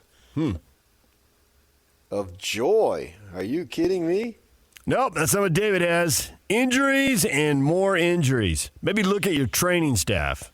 If only that had occurred to Kyle Whittingham. If only he thought about that. Your training staff? Yes. Maybe look at Cam Rising's decision to take on 14 tacklers against Penn State. Training staff could have told you, don't do that. Yes. They were over on the other side like, no, slide. Not those guys. Not the big, fast guys. I can remember sitting in the press box at where you have the ultimate view of the game, right? And that's why I came along out of that press box that first game in the Rose Bowl and saying this Stroud kid is really going to be something. Because when you sit up there, you can really see everything. It's why the coaches sit up there, right? Obviously. You just can't see as much on the field. You can't see as much on TV. And I could literally remember him going, thinking to myself, get down, get down, get down, get down, get down. And he didn't. And then we know what happened. He's missed a whole year because of not getting down. What the crap does that have to do with the training staff? He needs to be smart. And I argued with him last August, or was it July? Last July in Vegas about getting down. I mean, we were literally arguing back and forth because he came media day. And he thought I was talking about the play where he needed the first down against SC. And I was talking about, I was talking about the Rose Bowl thing. You did not, in that circumstance, a first down wasn't at hand. You weren't going to lose control of the ball. So he's got to play smarter. And we all appreciate his competitiveness and his desire because I think he's a big-time gamer. But it wasn't smart, and he paid the price to have the surgery and all that stuff that caused all these issues, right? And that play. So the training staff, I am not so sure that had anything to do with that. I mean, every football team suffers injuries. That's just a fact. I mean, this is the nature of the sport. They had the one there, and they haven't had a backup ready to go. And I don't know that I could blame it on them. How many teams have a backup ready to go? I mean, you look at the Cougars, they went 0-4 when what's-his-face went down. Mike says, Keaton Slovis. Mike says Utah will still be playing in January. See, now we're back to the conversation we had in the last segment about the Jazz. Hope, PK. Hope springs eternal. Now, hope could be disappointment delayed. Yeah, well, but if you're playing in January, you've had a lot of winning. Yeah, certainly. You will have won a whole lot. I guess this coming year you don't even have to necessarily win the conference to get in. No, but they will have to win playoff games at this point. Playoff games, yes. Obviously, yes. That's a fact. Yeah. So you're right, but you don't have to win the conference. And I still want to say that winning a conference is a big thing. I said it for the Aggies on Saturday. Yep. They didn't need to get where they want to go, but it's still cool that they did it. And, yeah, and I think there's something to be said for that. And it's the same thing I've said in basketball. You play for 2 months, and everybody plays, and then if you're the best record, you won something. And so you should cut down the nets. And I think that it's the same thing for college football. You're basically playing for 2 months, too. You know, October and November, you got a couple of games maybe in September. With the scheduling, how the calendar works out. And there's something to be said for that. You don't necessarily need it to accomplish your goal. That's the new world. So be it. But, yeah, then you're going to have to win playoff games. Is this team capable of getting to the playoff? Yes, I think they are. Is it a slam dunk? No, I don't even think it's close to a slam dunk. Not a slam dunk. But how about the probability? Is it more likely than not? No, I would say no. I think playing in January is not likely. Well, I don't know who they're going to play, so, I mean, I can't say that. I mean, who knows what's going to happen there. Get to January, and I haven't seen dates. I don't know if they're out, but I'm assuming that means you're in the semifinals. I think I think it could be done. I think it could be done, too. That's why I said it's more likely than not they're done before January. I mean, is it possible? Is there a chance? Sure. You're saying there's a chance. Well, you're going to say that about every team except Georgia, Ohio State, the usual suspects. Right. Yeah. Because the usual suspects are probably going to be in the semis. Well, yeah, it's like the West Coast Conference. Gonzaga's playing St. Mary's tonight. Well, of course they are for the title in the West Coast Conference, right? That's like a no-brainer. Yes, absolutely. And the others, there's like 3 or 4 or 5 schools there. I would throw Texas. They seem to be back right now into that mix. And, they've been in that mix over time. So you got that going on here. I think that as far as getting to the playoff, I can see it. But I don't know that I give the Utes an overwhelming percentage versus the rest of the conference. I get your logic there. Too many things can happen in football. As we saw last year, injuries can happen. So to say that they've got more than a 50% chance, I'm not sure how many berths the conference is going to be allowed to get. I mean, it's as you love to point out, it's a committee and people are picking. So is the conference going to get 1 or 2 bids? I'd probably lean towards 2. I would think that's the most likely number, but I might lean towards, if I'm wrong, 1 might be more likely than 3. 3 seems a little on the high end. Maybe it'll play out, though. I would agree with that, but I'm going into the fact that I've never seen these teams play each other. I have no basis of a foundation on how it goes. Yeah, and you've always had the picks that you've made in the past, and all of your experience, and all of our experience for that matter too, has been assessing leagues where almost everybody plays each other. And now you're going to have bizarro tiebreakers where teams didn't play each other, and schedules that one schedule can be much easier than the other. And we've started to dip our toe into that, and we see how just missing 2 teams can really shape a conference race. And now these leagues are getting so big, man, if they do away with divisions, which it seems like pretty much everybody has either done it or will do it, then you're going to have teams not playing 6, 7, 8 teams, depending on the size of the league. It's going to make things really hard to predict because a bunch of teams aren't going to see each other. Right. And Georgia and Ohio State, they'll probably be there at the end. I mean, that's the reason to pick against really almost anybody in the country missing the semis is that those 2 make it. So everybody else in the country is playing for 2 spots in the semis. And you're right. If you put everybody else in the field, you'd put Texas ahead of most people in the field. I mean, Michigan's got to rebuild. Alabama's got a new coach, except Alabama's got a really good coach. And it might take them a year or 2, but they're going to be making deep playoff runs, I would think. We just watched what he did at Washington, so that took a couple years. We'll see. But he got there. I mean, the resources haven't gotten any worse, right? They probably got more. But I've just never seen Oklahoma State play Utah. I've never seen Utah go to Oklahoma State. I've never been to Oklahoma State. I've been to Oklahoma, but I haven't been to Oklahoma State. So I just don't know. So I want to have a little bit of some evidence just to see how it goes. Then they got to travel the end of the season all the way over to Central Florida. And, we got a little bit of a taste of Central Florida, but I don't know enough about them still. I don't know that you can know enough about in just one season and make these assumptions going forward. Where before, I mean, it seems like now, at least for the next couple of years, every year I'm starting from ground zero, so to speak. Where in the Pac-12, Pac-10, no, I was building upon it. Going into it, I already had a 75% knowledge of these teams, right? And plus these coaches, too, they go into these teams where they've played these in the conferences that they've been in.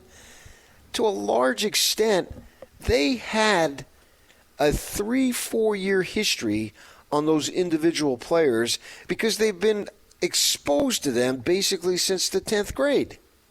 Because they were potentially scouting them, deciding, are we going to recruit them? Are we going to offer them?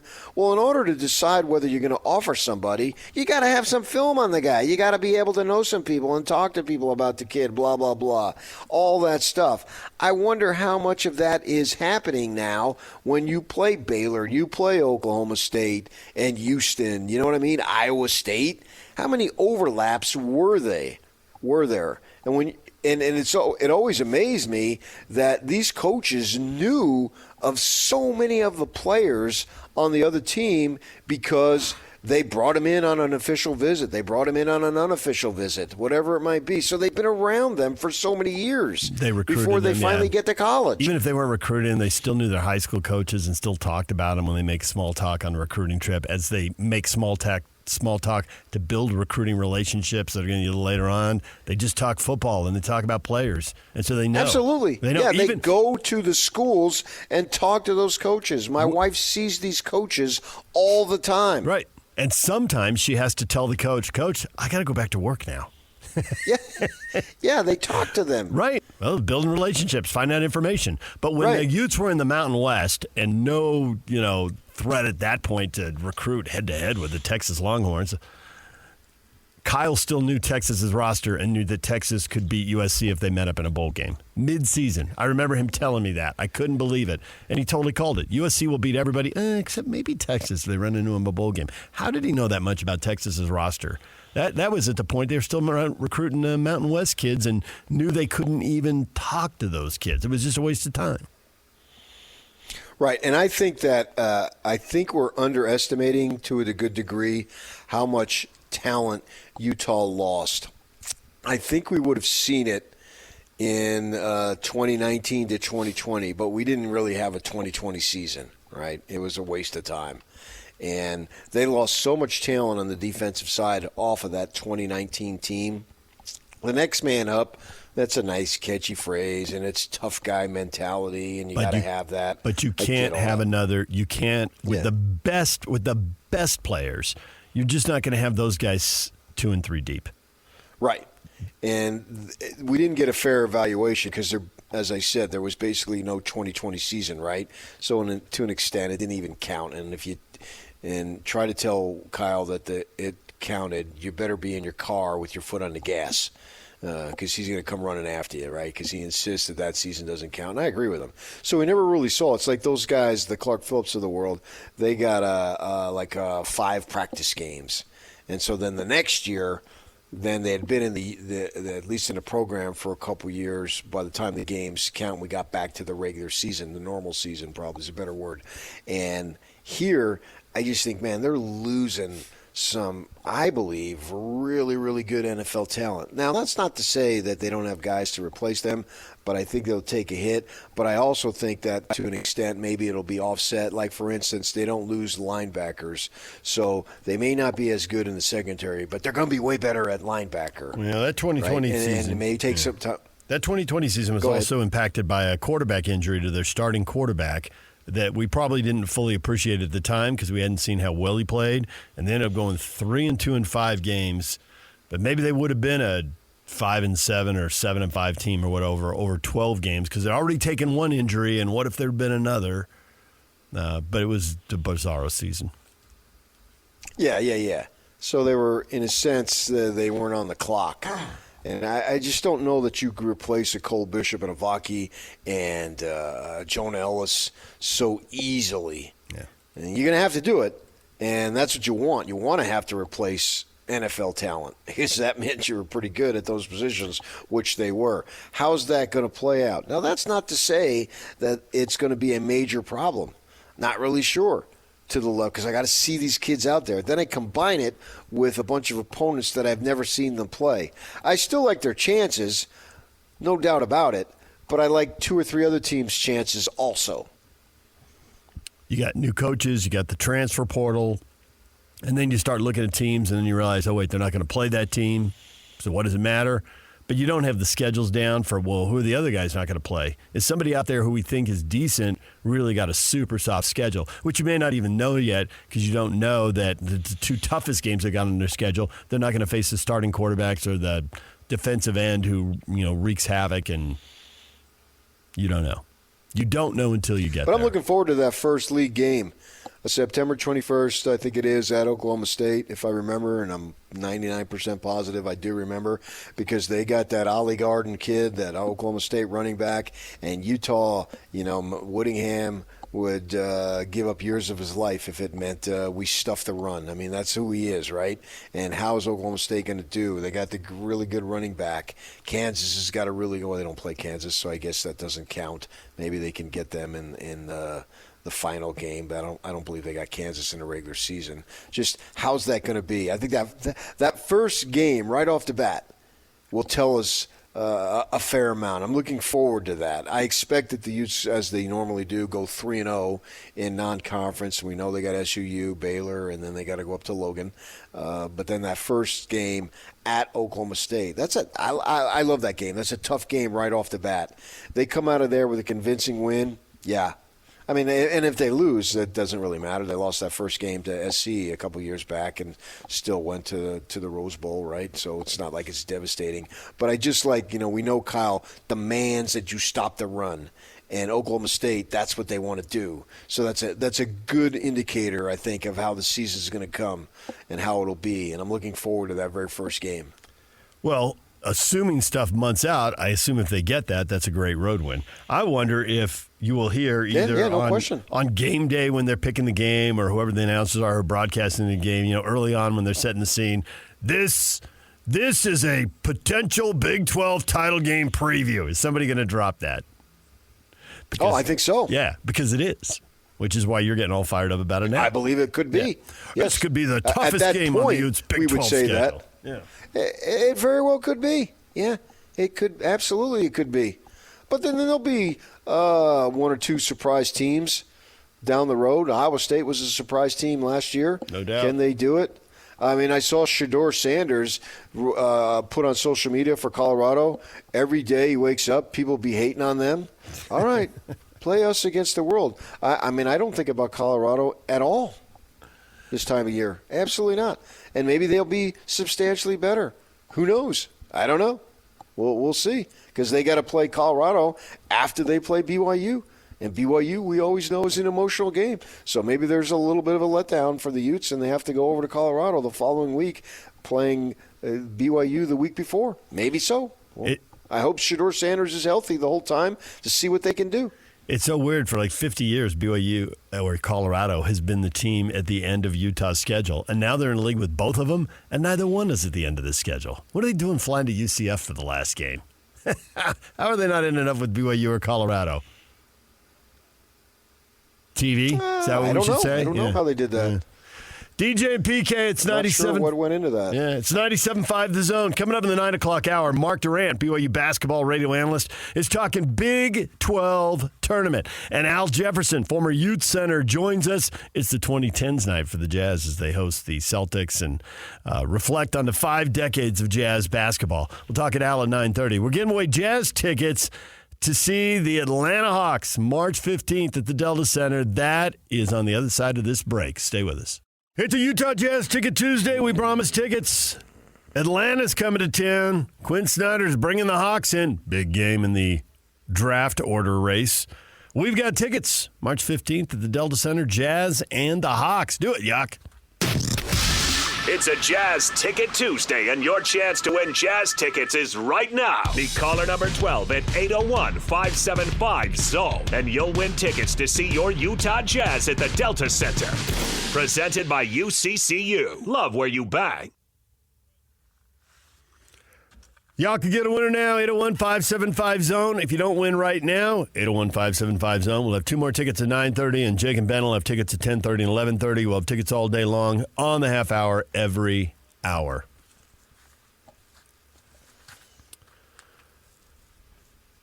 Question of the morning up on our Facebook page. The Celtics are in town. Will Danny Ray Ainge recapture the magic he had with Boston here in lovely Salt Lake City?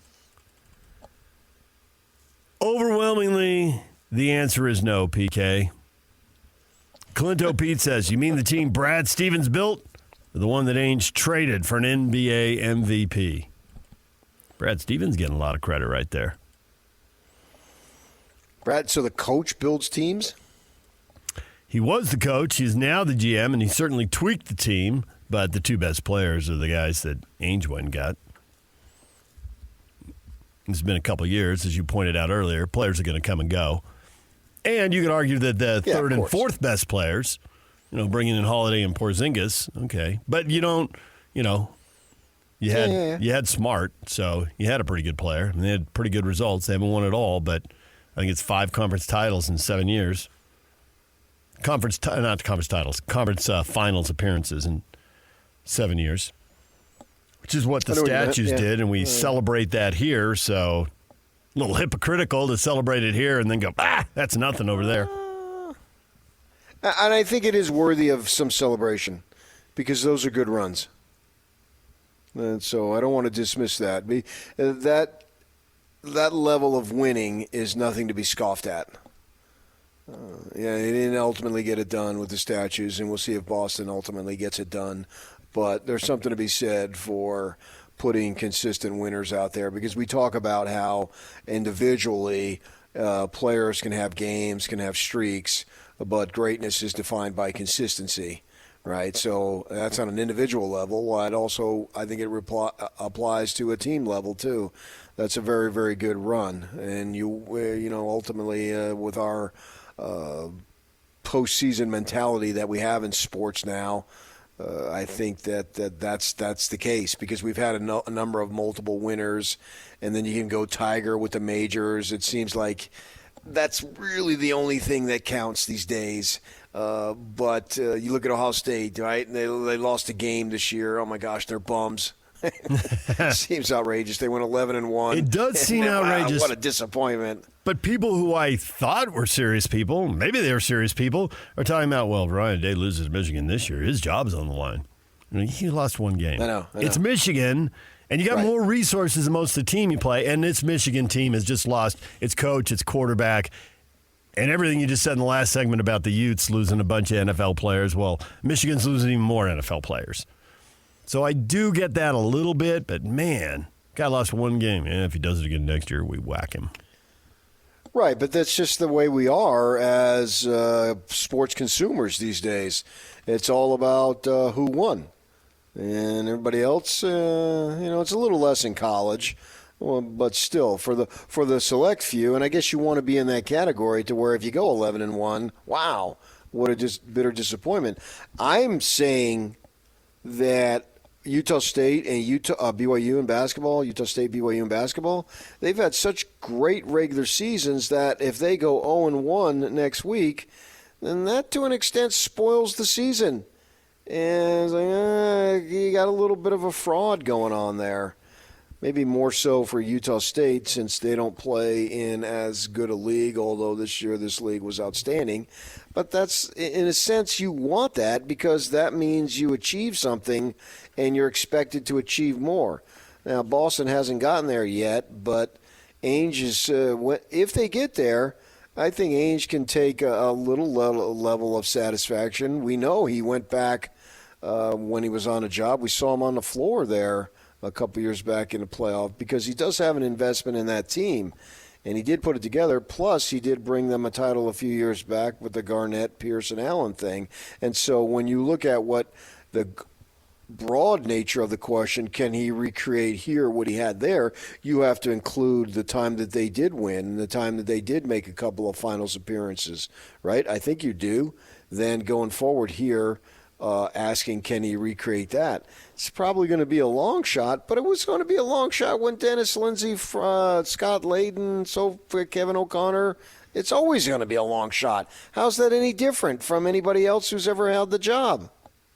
If you're not the Lakers with people beating down the door to play for the team, it becomes a long shot. Right. Right. You got 29 other teams. You got 29 other teams, Clippers included, sitting right there in L.A. in the same building. How many people are beating down the door? Maybe with new ownership, the Clippers will start to go into that category because Paul George wanted to go there, Kawhi Leonard wanted to go there. They're going to get their new building too. Yep. Yeah. And so if they have another series of all-stars who want to follow those guys there when their time is up, maybe we'll say that about the Clippers. But right now, I mean, the Lakers are the only one who have that built-in advantage. The Warriors have literally had one All-Star ever beat down their door to go there. Especially on our side of the country. Yeah. I mean, there's geographical advantages that the Lakers obviously have, and then pretty much everybody else, to an extent, has a geographical disadvantage. You could look at Phoenix, they got the weather, but I just don't know how many guys choose destinations based on weather. How many? I think you've got a 50-year sample size, or if you want to go, more recent, the last 20 or 30 years.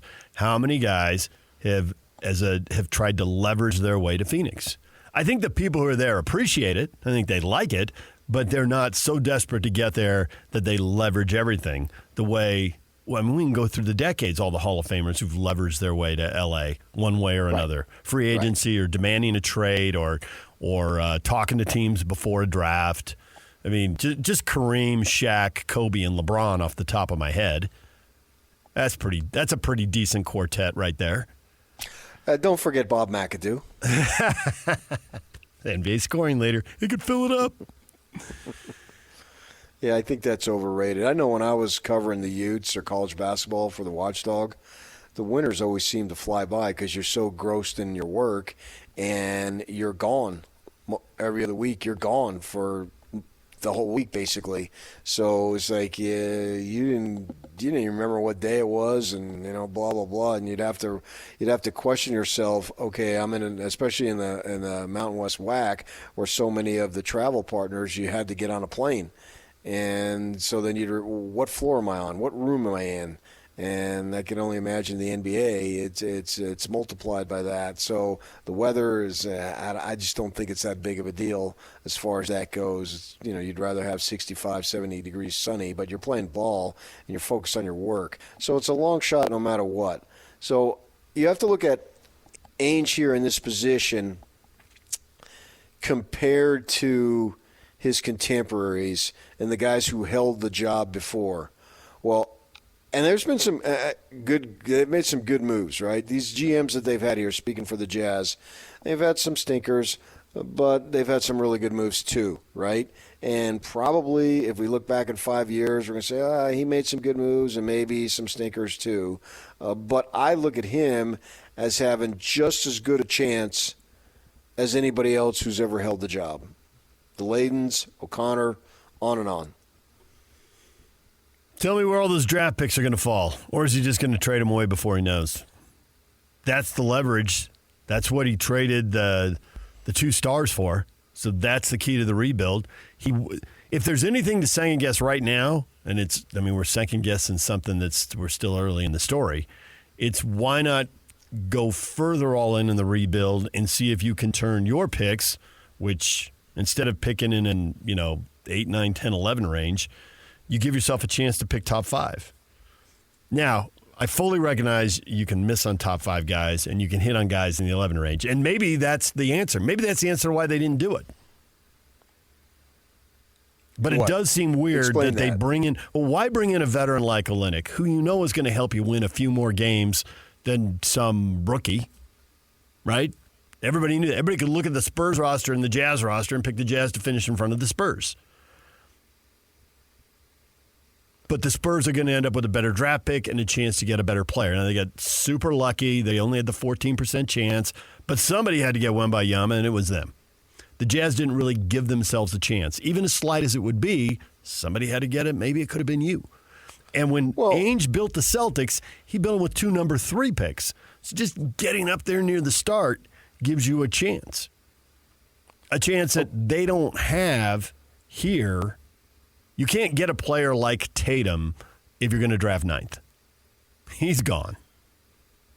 He got him. He used 2 number 3s to build the core that's entertaining Celtic fans for a decade. Maybe they'll get a title. Maybe they'll get 2. I don't know. Maybe they'll get shut out. But they had some really good teams. They've been to conference finals, and it rests on 2 number 3 picks. So that would be my biggest question over a year and a half of this. I get why Mitchell didn't want to be here, and Gobert isn't an offensive threat in a game when you're in an era where you really have to score. So you're going to move him for a boatload of draft picks.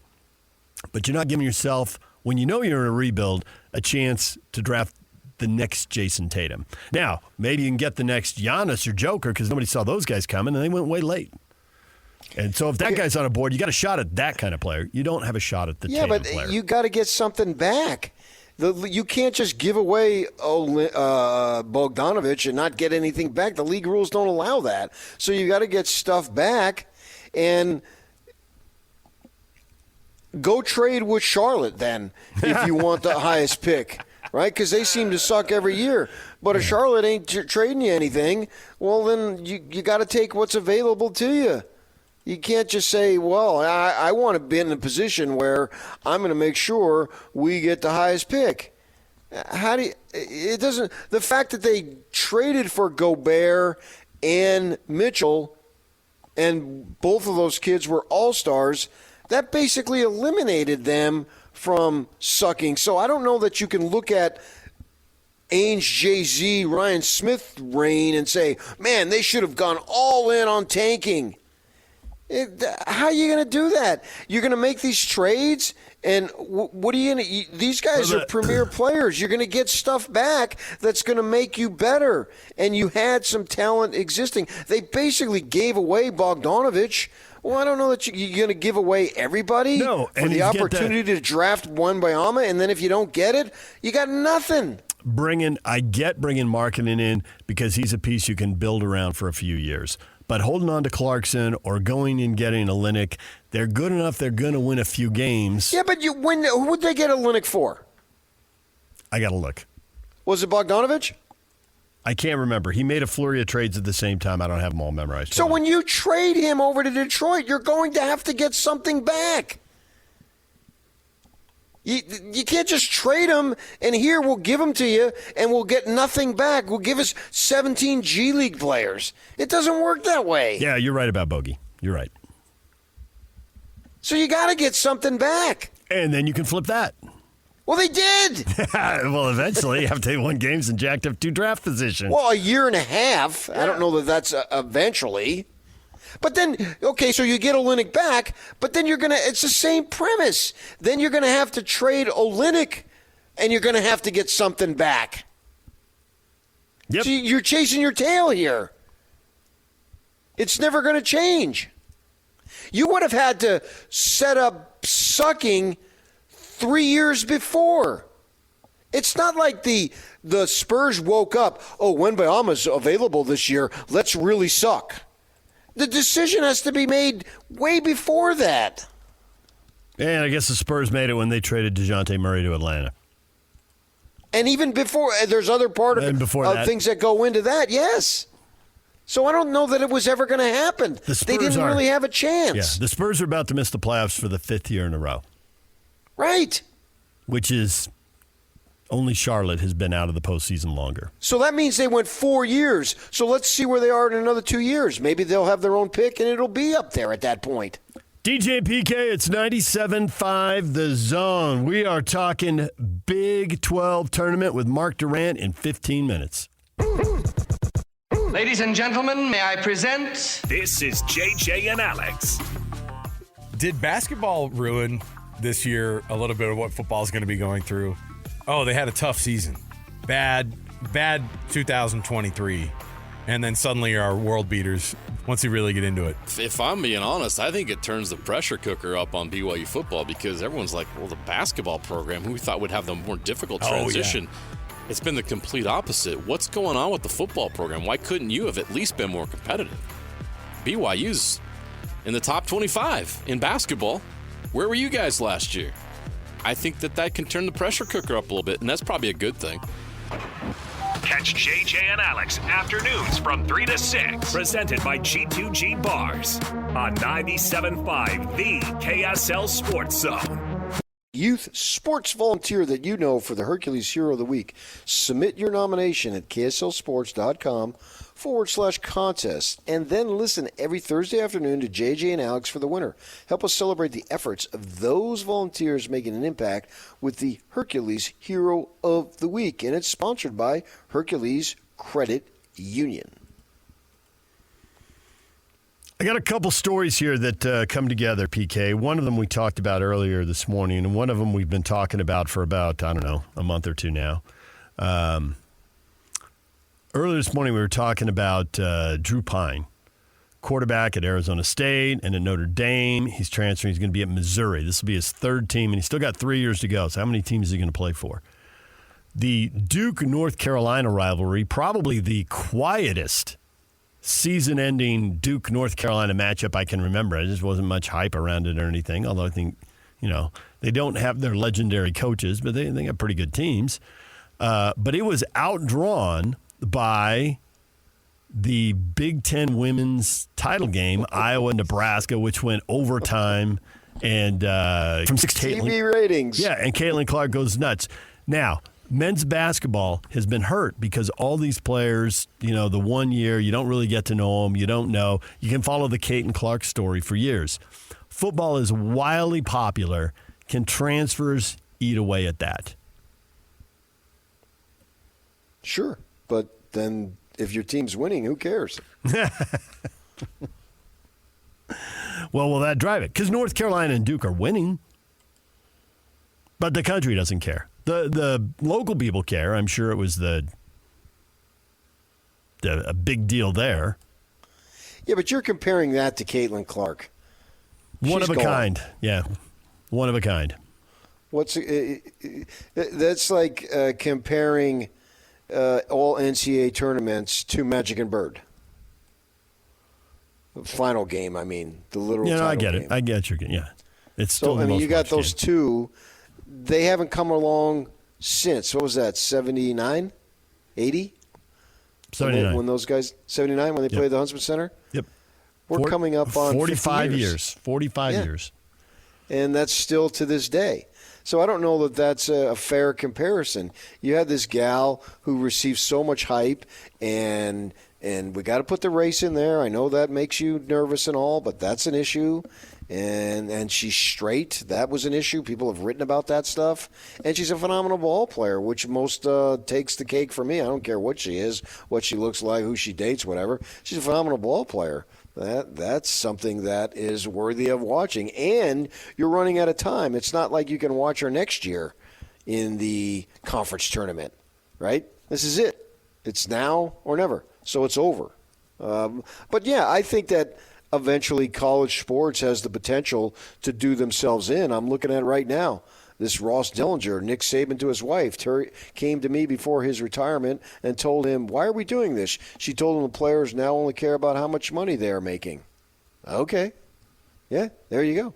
I told you I've checked out on being all passionate about it. I'll follow it.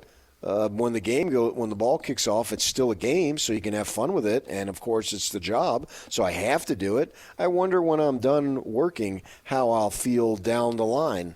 Will I be that as interested as I was for all those years? Wondering if that will matter as much. I don't know. We'll see. You'll be interested in the best teams. I think right now, because of work, you watch a lot of teams that you have to watch, whether they're good or not.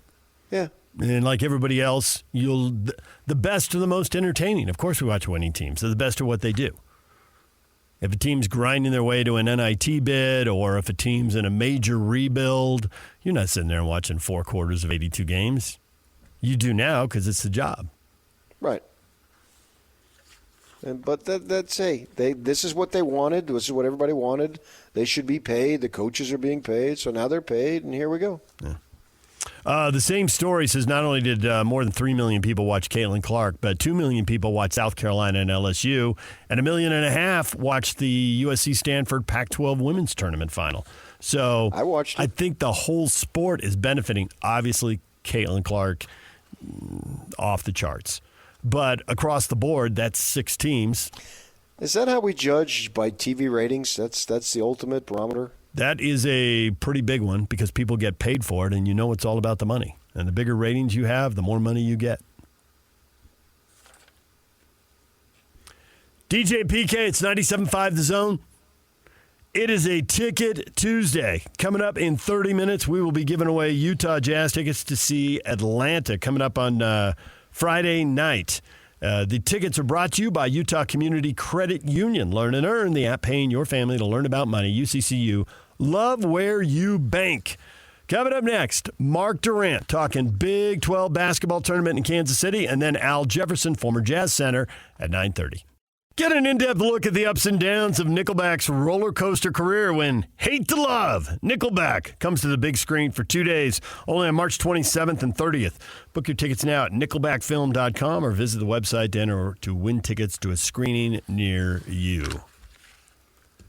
DJ PK, it's 97.5 The Zone. We are joined right now by Mark Durrant, BYU basketball radio analyst. Mark, welcome back to the show. Hey, boys, always a pleasure. Thanks for having me on. The first year in the Big 12, everybody was looking forward to it, and so I think that obviously the first Big 12 basketball tournament, that's something people could be real fired up about. But the thought of an NCAA tournament, not just an NCAA tournament appearance, that's a foregone conclusion, but some wins, a win or some wins in the NCAA tournament hanging out there tantalizingly. Might not happen, but it could happen. So I'm wondering, when you talk to Cougars, how fired up, how many questions do you get about the Big 12 tournament, and how many questions do you get about the NCAA tournament? Yeah, well, it's one thing's nice is going into the Big 12 tournament, David, that you know you're going to be in the NCAA tournament no matter what. In so many years, it's been, BYU had to win a certain number of games or get to the championship or win the championship to even have a chance. And so that's nice. I mean, that's a benefit of the Big 12 already, is that BYU has already done enough and played enough good teams and won enough good games that they're in the tournament. So that's pretty nice. And this ride has been so fun. As you know, Greg and I have been doing this forever, and it kind of gets to be the same thing year after year a little bit. It's still fun, but it's kind of the same thing, and this year's just been so different, so many new places. The basketball has been so terrific, and then BYU playing well has just made it kind of special, and so it's been a lot of fun. So I look forward to the tournament this week. I think that's a tall task for BYU to win that championship, just having to play 4 games in 4 days and against the level of competition. But I'm just really excited about the NCAA tournament, and I hope that they've done enough to get a spot in Salt Lake City. That would be very cool, and I think would put them in a great spot, like you said, to possibly win a couple of games. Everyone knows you can't take anything for granted in the NCAA tournament, but to get a good seed in a good location is almost half the battle in the tournament. And so BYU's put themselves in a nice spot. Hopefully, they can play well these next few weeks. Look at this team. There's been a lot of surprises that we've seen along the course of these 3-4 months. To me, I don't necessarily know it's a surprise, but it's pleasing to me to watch Richie Saunders play basketball. I was texting with Coach Cleveland when the Cougs were playing Kansas, and obviously he comes off the bench and has a huge first half. But Coach Cleveland's talking about how, man, nobody outworks this kid, and he's such a hustle player. Plus, he's not just a hustle player. He has skill, too, because you got to have skill. To me, he's my favorite player. Speak to the development that this kid has been able to have and what he brings to the team and how important he is. Yeah, first of all, you mentioned Coach Cleveland. I saw him the other night. I don't know there's a better person out there. It was so great getting to know him, BYU, and he's a friend, and it's just an amazing person. And what he says carries a lot of weight. What you say carries a lot of weight. But I've always felt this year I've told many people that Richie is one of my favorite players in a long, long time because of how he plays. He plays so hard. But I think you're exactly right. I mean, a lot of people talk about how hard he plays and, he gets after it and lays everything out there. But he's actually really skilled. He's very crafty around the basket. He's able to score in the paint. He's not a huge guy, but he's able to score in the paint. He's hit his 3-point shots a lot better lately. That first half at Iowa State was pretty tremendous for him. And so, when you can bring in Jackson Robinson, the Big 12 Sixth Man of the Year, Fousseyni Traore, and Richie Saunders, I mean, they subbed those 3 guys in the first sub the other night. That's a pretty impressive bench coming into the game, and has really been one of the keys this year to BYU's success is that depth, being able to play 8, 9, 10 guys and not have any drop off. And Richie's been a big part of that. If I'm going to tell any kid out there to watch a player, I would pick Richie Saunders, because I think he plays basketball how you should play, and it's amazing that he can play with such reckless abandon and yet still have so much control of his game. He doesn't turn it over a lot, but he plays just as hard as you possibly can play, but yet does it in the right way and makes good plays for his team and is the ultimate teammate. So absolutely, I love watching Richie Saunders play. He's one of my favorite players in a long time. There's an argument that there's a better player, or maybe even multiple better players than Foose, but I think when it comes to valuable, what he does, there aren't that many places on the roster to get what you get from him. Do you think as they play, whether it's deep in the Big 12 tournament or deep in the conference tournament, as teams see him and see how valuable he is, he's only 6'6". Can BYU spread the floor so that he's only got to be one bigger player inside, or are teams going to be collapsing on him here deep in the year as teams are inevitably better scouted? Yeah, well, he's been an interesting matchup for people. BYU has kind of gone all in with the threes. I mean, they're shooting 30 to 40 threes a game.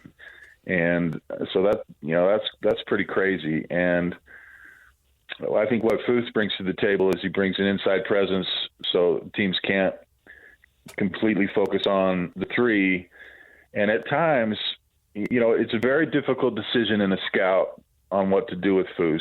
Do we just put our best defender on him and see what he can do, or do we double? And Foose is a good passer out of the double, so then you're vulnerable to the open three, which is what BYU does. So you don't want to give them open looks for what their focus is. And so most teams have just gone with single coverage. And I mean, there's a couple guys out there maybe that can guard him, but really he's unstoppable. If you're not going to double cover him, he's going to score on you. And he's only 6'6", like you said, but he's got such a strong base and he's got that low center of gravity. So if you're a 7-footer, it's almost unfair because he's just going to get into your legs, and then he's built like a barrel.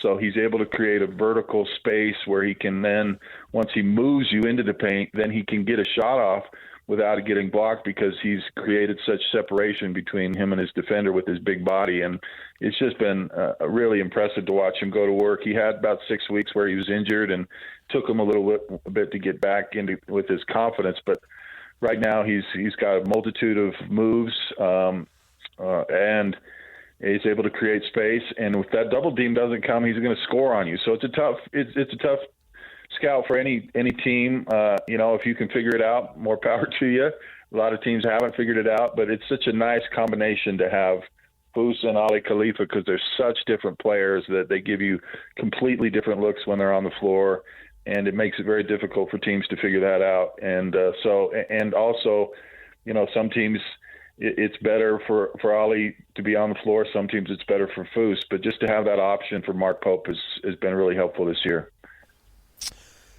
The K-State coach made a comment that really caught my eye when he said BYU style lets you back into the game.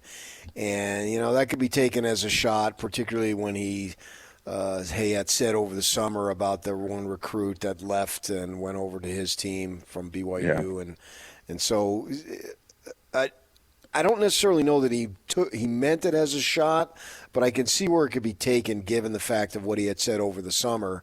But yet you look at his statement, and obviously to a degree there's some truth in there because on the road they had pretty good leads against Iowa State, TCU, and Baylor, and they let those games get away. Now I realize they're on the road, but anyway, you're going to get in a real frenzied environment potentially in the NCAA tournament. What needs to be done to clean that up to make sure that doesn't happen? Yeah, I mean, PK, at this point, I don't know that they can clean it up. I mean, it's been a problem all year long. You mentioned those road games, but also they had a 10-point lead in the second half against Cincinnati, lost that game, had a huge lead against UCF, almost threw that one away. They had a 25-point lead against OSU the other night, and that was, what is down to 10 in about 2 minutes. And so I think there's some legitimacy to what he says, that the thing that gets BYU the big leads also can make them vulnerable to losing the leads. That's shooting threes and not taking the air out of the ball. And just like the other night, BYU's got a 25-point lead. They're cruising. And you're about 9 minutes, and Jackson Robinson, with about 3 seconds into the shot clock, launches a three-pointer 5 feet beyond the three-point line.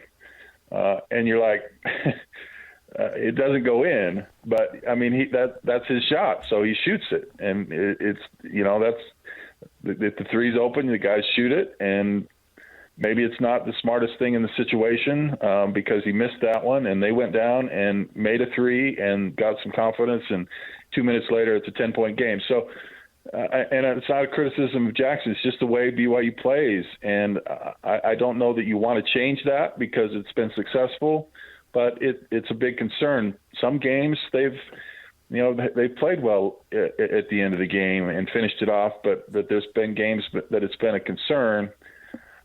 Maybe just being a little bit more cognizant of the situation and the time left might be helpful, but that's just kind of the nature of this team. They're going to shoot, and if it's open, they're going to shoot, and you kind of live or die with that one to an extent. But it makes for some really exciting finishes. A little too exciting for me. Okay, this is where I take one thing and I just beat it into the ground, and PK makes fun of me for it later. And it's worked for 20 years, so I'm just going to go ahead and do it anyway. But that was what I was getting to with Foose. Because what you say about the three, I think if you're going to go the way they've gone, you just have to embrace the fact that even if you shoot 40% from three, which is a great number, you're not going to make 2 out of every 5. You're going to have a stretch where you make 4 out of 5. And you're going to have a stretch where you're 0 for 5.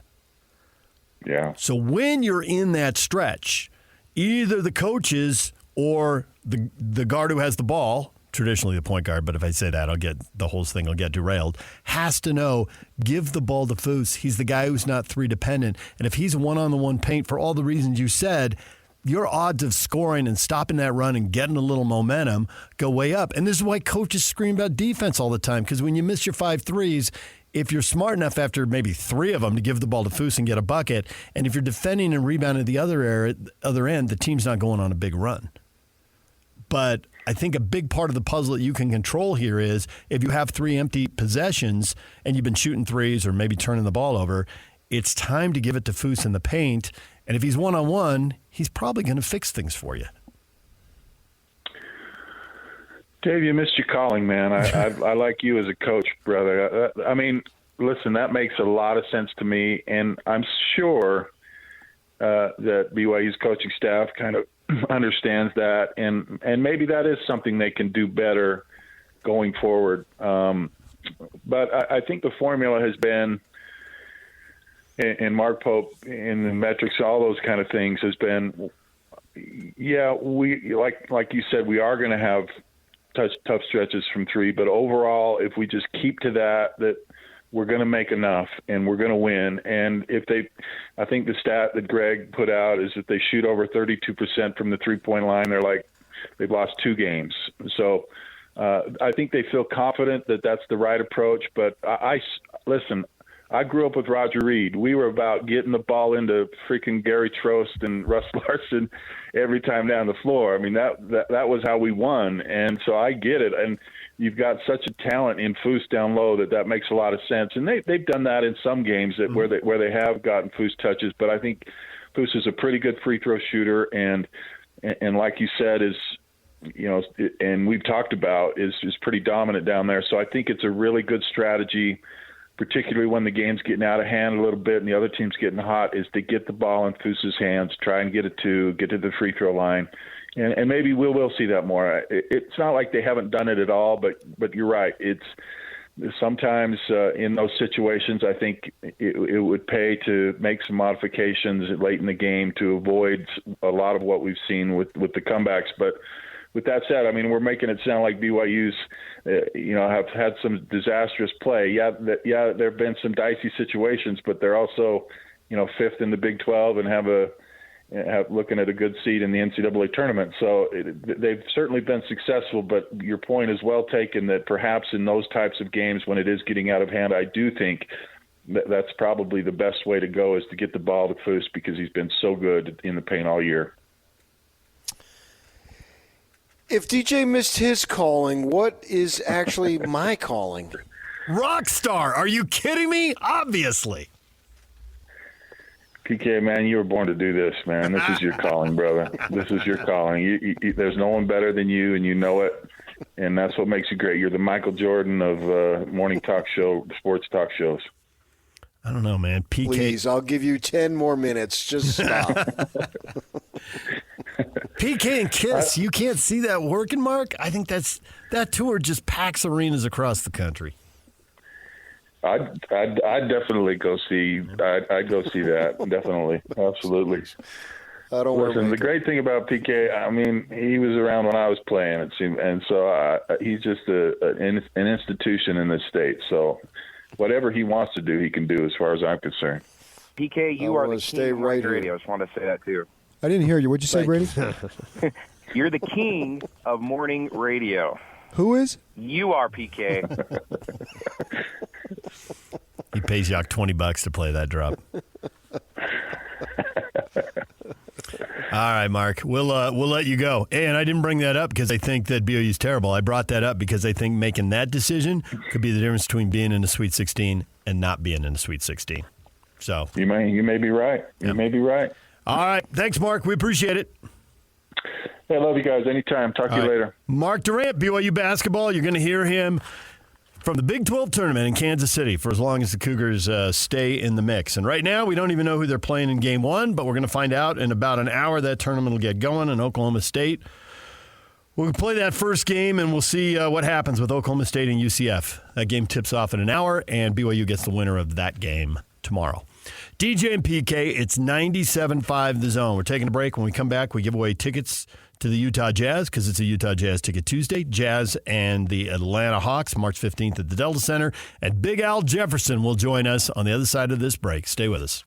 It's a Jazz Ticket Tuesday, 801-575 Zone. Jazz tickets to see the Hawks Friday. Yak, let's do it. It's a Jazz Ticket Tuesday, and your chance to win Jazz tickets is right now. Be caller number 12 at 801-575-ZONE, and you'll win tickets to see your Utah Jazz at the Delta Center. Presented by UCCU. Love where you bang. 801-575-ZONE, and you're going to the game Friday night. Who doesn't want free tickets to see a game Friday night, right? Really? Get on out. Even if you think you know what's going to happen as far as the final score, you never know what you're going to see inside a game. Who's going to hit a buzzer beater, throw down a dunk. Somebody who's off the radar comes out and has a great game. You never know, especially when it's free. If you don't win now, and good luck, but if you don't win now, remember, every hour on the half hour, Jake and Ben at 10:30 and 11:30 with more free tickets. Every Tuesday right here on The Zone. And then concert tickets on a Win Tickets Wednesday. So you got that going for you, which is nice. Al Jefferson scheduled to join us here in a few minutes, PK. That was the era that didn't happen, right? Boozer leaves. They trade for Al Jefferson. What can they build? And within, half a season, Jerry Sloan's gone, and they're trying to figure stuff out, and then they just decide, oh, never mind, let's blow it up and start over. Well, those were crazy times, yeah. And then they had the lockout strike, whatever it was. There was a shortened season, 66 games. That was another curveball. Al was here 3 years, and I know there was a plan the day he came to town, but, man, that plan, that was the eggs hit the pan, and they got scrambled. When I heard yesterday we're going to have Al Jefferson on, certainly I remember his time with the Jazz. I'm wondering how an Al Jefferson plays in today's game because he was a true low-post guy. Right, he did all of his work down by the bucket, and he used that body to his advantage. And, he was a nice player. How would that player fit today? Would that player exist? Would that player know, hey, when I'm 15 years old, I got to move outside because of the way the game has changed and all that stuff? Yes. So that player then would have expanded his range and be different. Yes, I totally agree. Things would have been changing as he's growing up. He would have been standing on the 3-point line at 10 or 12 years old. Steve Cleveland's told us the stories. He goes to watch his grandkids' games. He's got multiple grandkids going through those age groups, and he says every kid goes out and hits the 3-point line. Yeah, I know, but Steve Cleveland's kids aren't going to grow up to be, or grandkids aren't going to be up 6'10", 245 pounds. I think the tall kids do it. I think the short kids do it. I just think that's what everybody does. So I think he would have. Now, to what degree would he have been successful is another question. I think, to your question, without trying to extrapolate too much how his game would have changed, I don't know that anybody, off the top of my head, I'm trying to think of somebody who plays the way he plays. Maybe the closest is Julius Randle, but even Julius Randle faces up. I've got no numbers at the fingertips, but I think he faces up way more than Al Jefferson did. And maybe Al Jefferson doesn't end up being a 3-point shooter, but maybe he ends up playing 17, 18 feet from the hoop and facing up and taking people off the dribble, as opposed to back to the basket.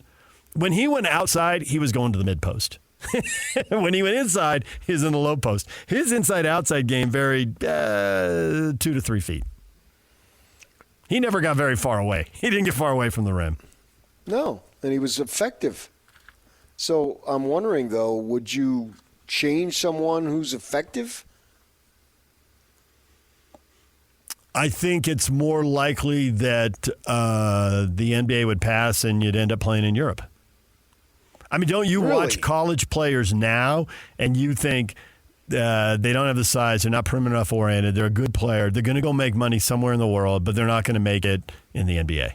I think you think that. But he made it in the NBA, sure. In that era, yeah. But in this era, I think when you see don't think players. He would have made it? When you see players inside, the teams just pass on him. It's not what they're looking for. He's a nice player, but he's not cut out for our game. Ooh, man. How much of a chance do you even get? I mean, tell me all the guys who are built like him who are getting a chance right now. I think two things happen. Either they don't get a chance or they've evolved into face-up guys and they play 15, 18, or all the way out on the 3-point line.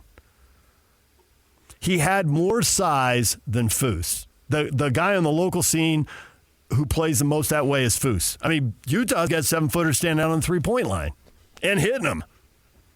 He could be down there banging away like Al Jefferson. Occasionally he does. But Carlson's not built like Al Jefferson. He's not as thick. Agreed. They're a perfect 10 because he's the 1 and Al's the 0 right. in the body types. And Foose is, 3 or 4 inches shorter than Al, right? Yes, I'd say 4. And Foose will face up. I don't think he's terribly effective. I mean, he's all right when he faces up, but when he's a difference maker, he's within 5 feet of the hoop. Well, you see that in the college game, someone who's very effective but just doesn't have the NBA size. Mm-hmm. Alex Jensen was a guy that he was in a power forward body, but he wasn't power forward skill, but he didn't have the height. He was at 6'7". He was shorter than what they were looking for. So, which is hilarious because to stand next to him, he just towers over you. But he didn't tower enough. Not in the NBA. And didn't tower over people in the NBA, so right? We see that. And you see it in high school, too. You see the 5'9" kid who's just so freaking dynamic. Yeah, but he's 5'9". But he doesn't have the size to go play major college ball. So he goes to Westminster or someplace else. But his skill level is just incredible against guys that are more appropriate to his size. He can dominate, but he can't make the adjustment because just the size aspect of the game takes over. But I just look at Jefferson and looking at his numbers and then seeing with my own eyes, man, he was very good at what he did. There's got to be a place for that. Tell me where that place is. I mean, I'm trying to think of somebody who played like him. Now, if I let you go back, I know you can name guys going back who played like him. I just don't think you can name that many guys who play like him now. So Wilt Chamberlain wouldn't have a place in the NBA then? Wilt Chamberlain would be facing up 18 feet from the hoop. He was a great athlete. I bet he could have shot it. But he was terrible at the free throw line, so maybe I'm up in the night. Yeah. Or there was only one Wilt Chamberlain, and he was born in the area he was born in. There's no other Wilt. No, but he's the most pronounced. But there are plenty of guys who played like Wilt Chamberlain, just not as good. DJ and PK, it's 97.5 The Zone. We are brought to you in part by Tim Dolly Mazda Southtown. Find your new Mazda at the south end of the valley at Tim Dolly Mazda Southtown. That's Tim Dolly Mazda Southtown in Sandy. And that's all over almost here. Don't go nowhere. DJ and PK, it's a Jazz Ticket Tuesday. Jazz Ticket Tuesdays are brought to you by Utah Community Credit Union. Learn and earn the app paying your family to learn about money. UCCU. Love where you bank. All right, PK, they're trying to track down Al Jefferson. Hopefully we'll get him, but, if we do, there's a decent chance it'll be during Jake and Ben's show. But stay tuned. Well, I'll be listening. I know you will. Hey, I got a player for you, Domantas Sabonis. Rarely takes a three. Nice. Still not as thick as Al Jefferson, a little more mobile, but you're right. Locke probably has a percentage and can tell us how many of his points he gets within 5 feet of the hoop, but the answer is a lot. You can go look that up. The answer is a lot. I know, but why do I need to look it up? I got David Locke to do that for me. I mean, most you can of if the you time want. he takes 0 threes. I think I'm looking at his stats because I thought I just got to find one. My whole life depends on it. And occasionally he'll take 1, maybe 2, Right. and I think 3 times this year or 2 times he's taken 3. He probably faces up more from 17 feet than Al Jefferson thought about doing. But he still does get a lot of buckets around the hoop. Yeah. So I found one. And he's left-handed, too, so, those are weird people.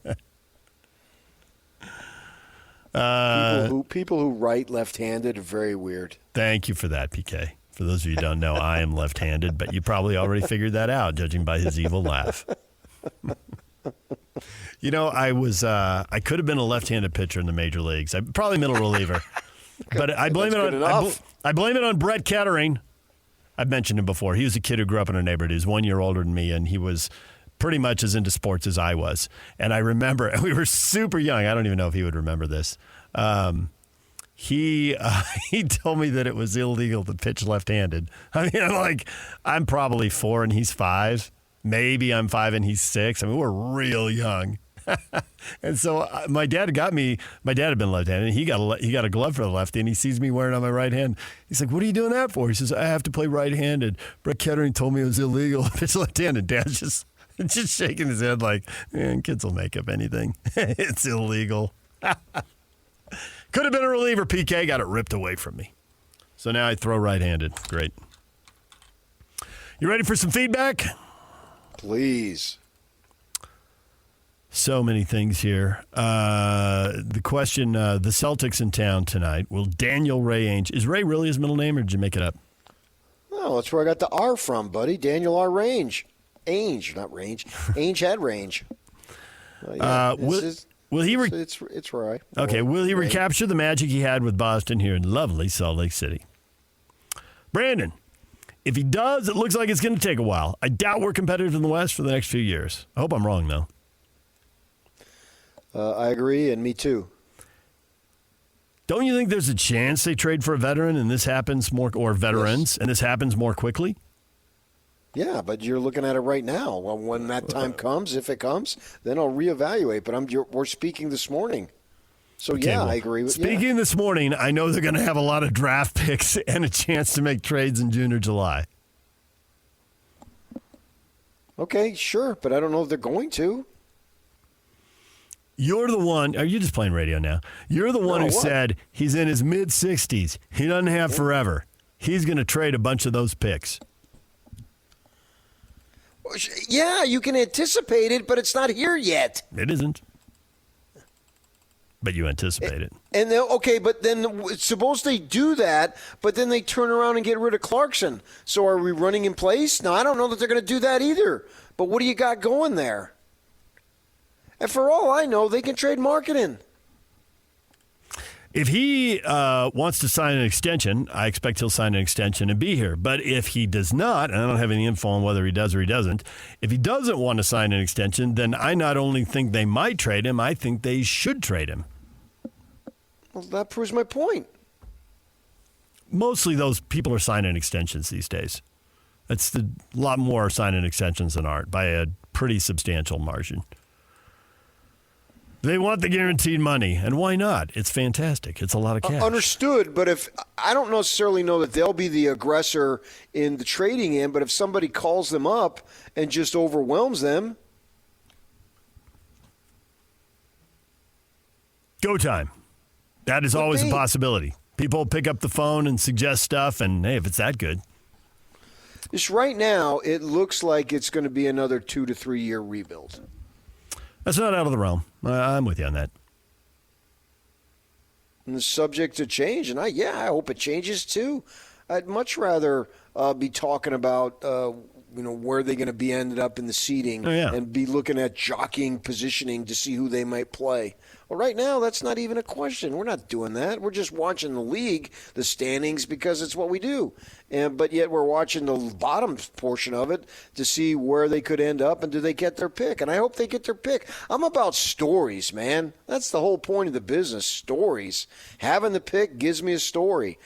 Seeing potential trades, story. And if they don't make trades, well, at least I know they got draft picks, so I got stories. The Utes start spring practice on Tuesday. What's going to be their story come January? Parade.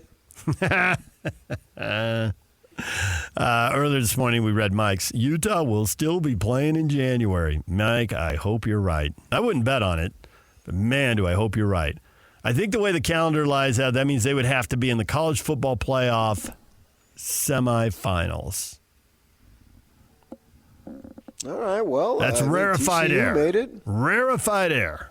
It is. We understand that, sure. But, they put so much stock in Rising, and that's the reason why they didn't win it all last year in terms of the conference I'm speaking of. A lot of people think that, and there's a reasonable assumption. Well, he's going to be back, and he's going to be a year removed, almost a year and a half removed from the injury. So what do you got here, man? They're pinning a lot of hopes on this kid, and he's getting paid a lot of money to produce.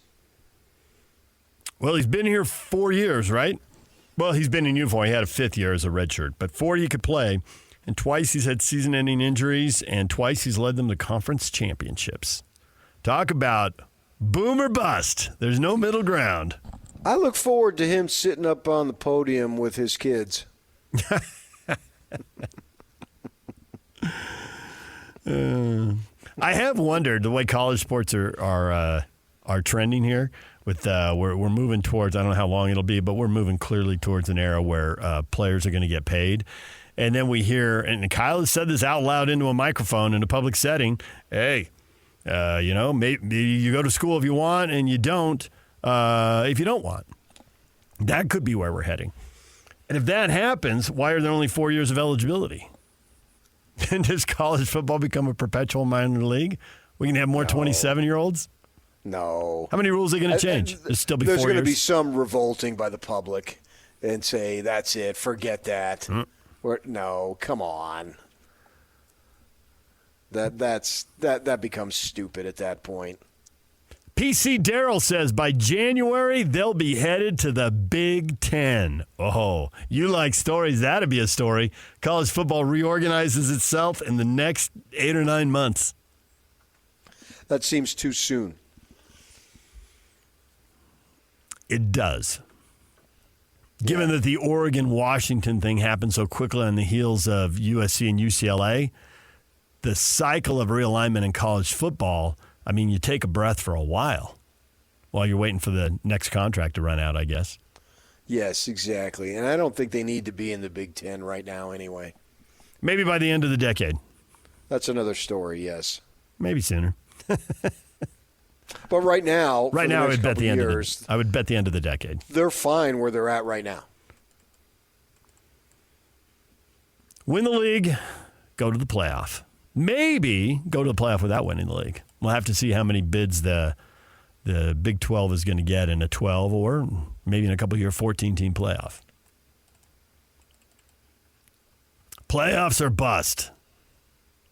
That's what college football is going to turn into, isn't it? In the way that it's NCAA tournament or bust for the basketball teams. How often does a basketball team not go to the NCAA tournament? Everybody says they had a great year. Yeah, but that's another story when you're talking about just 2 handfuls, 3 handfuls of teams versus 68, talk of going to 80 and all that stuff.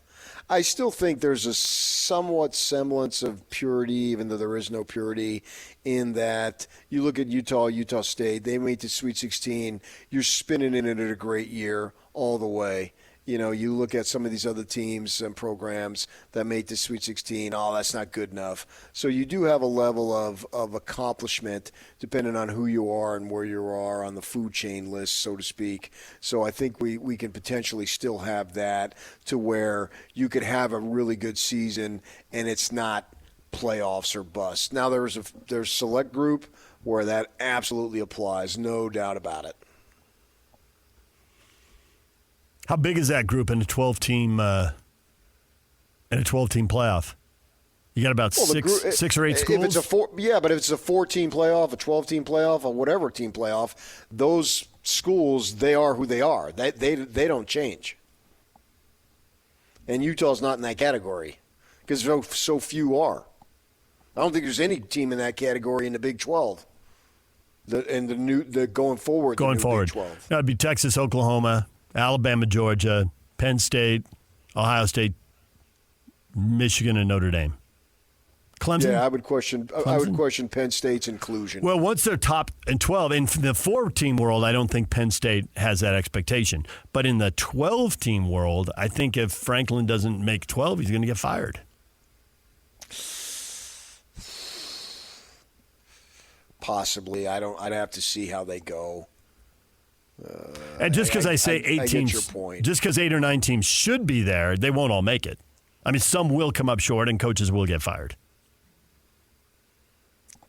You got to be awfully careful about that. You and I think you should, but nonetheless, we sit here every year and are like, man, these coaches, they're just coming and going. What are these schools doing? Yeah, but not at that high level. Those guys don't tend to be fired. Texas has gone through a lot of coaches because they don't. Yeah, but they haven't been at that level. They haven't come close to being at that level. I'm talking about having a 2-loss season, being fired on a 2-loss season, maybe even a 3-loss season. How many guys at that level get fired? I'm not sure. The guys miss it by more than that. So, right. You know, the Texas misses it, but they miss it at 7-5. So. Yeah, we understand that. All right, DJ PK, we're out of time. Hopefully they'll be able to track down Al Jefferson coming up with Jake and Ben. DJ PK, we'll see you tomorrow from 6 to 10 right here on The Zone.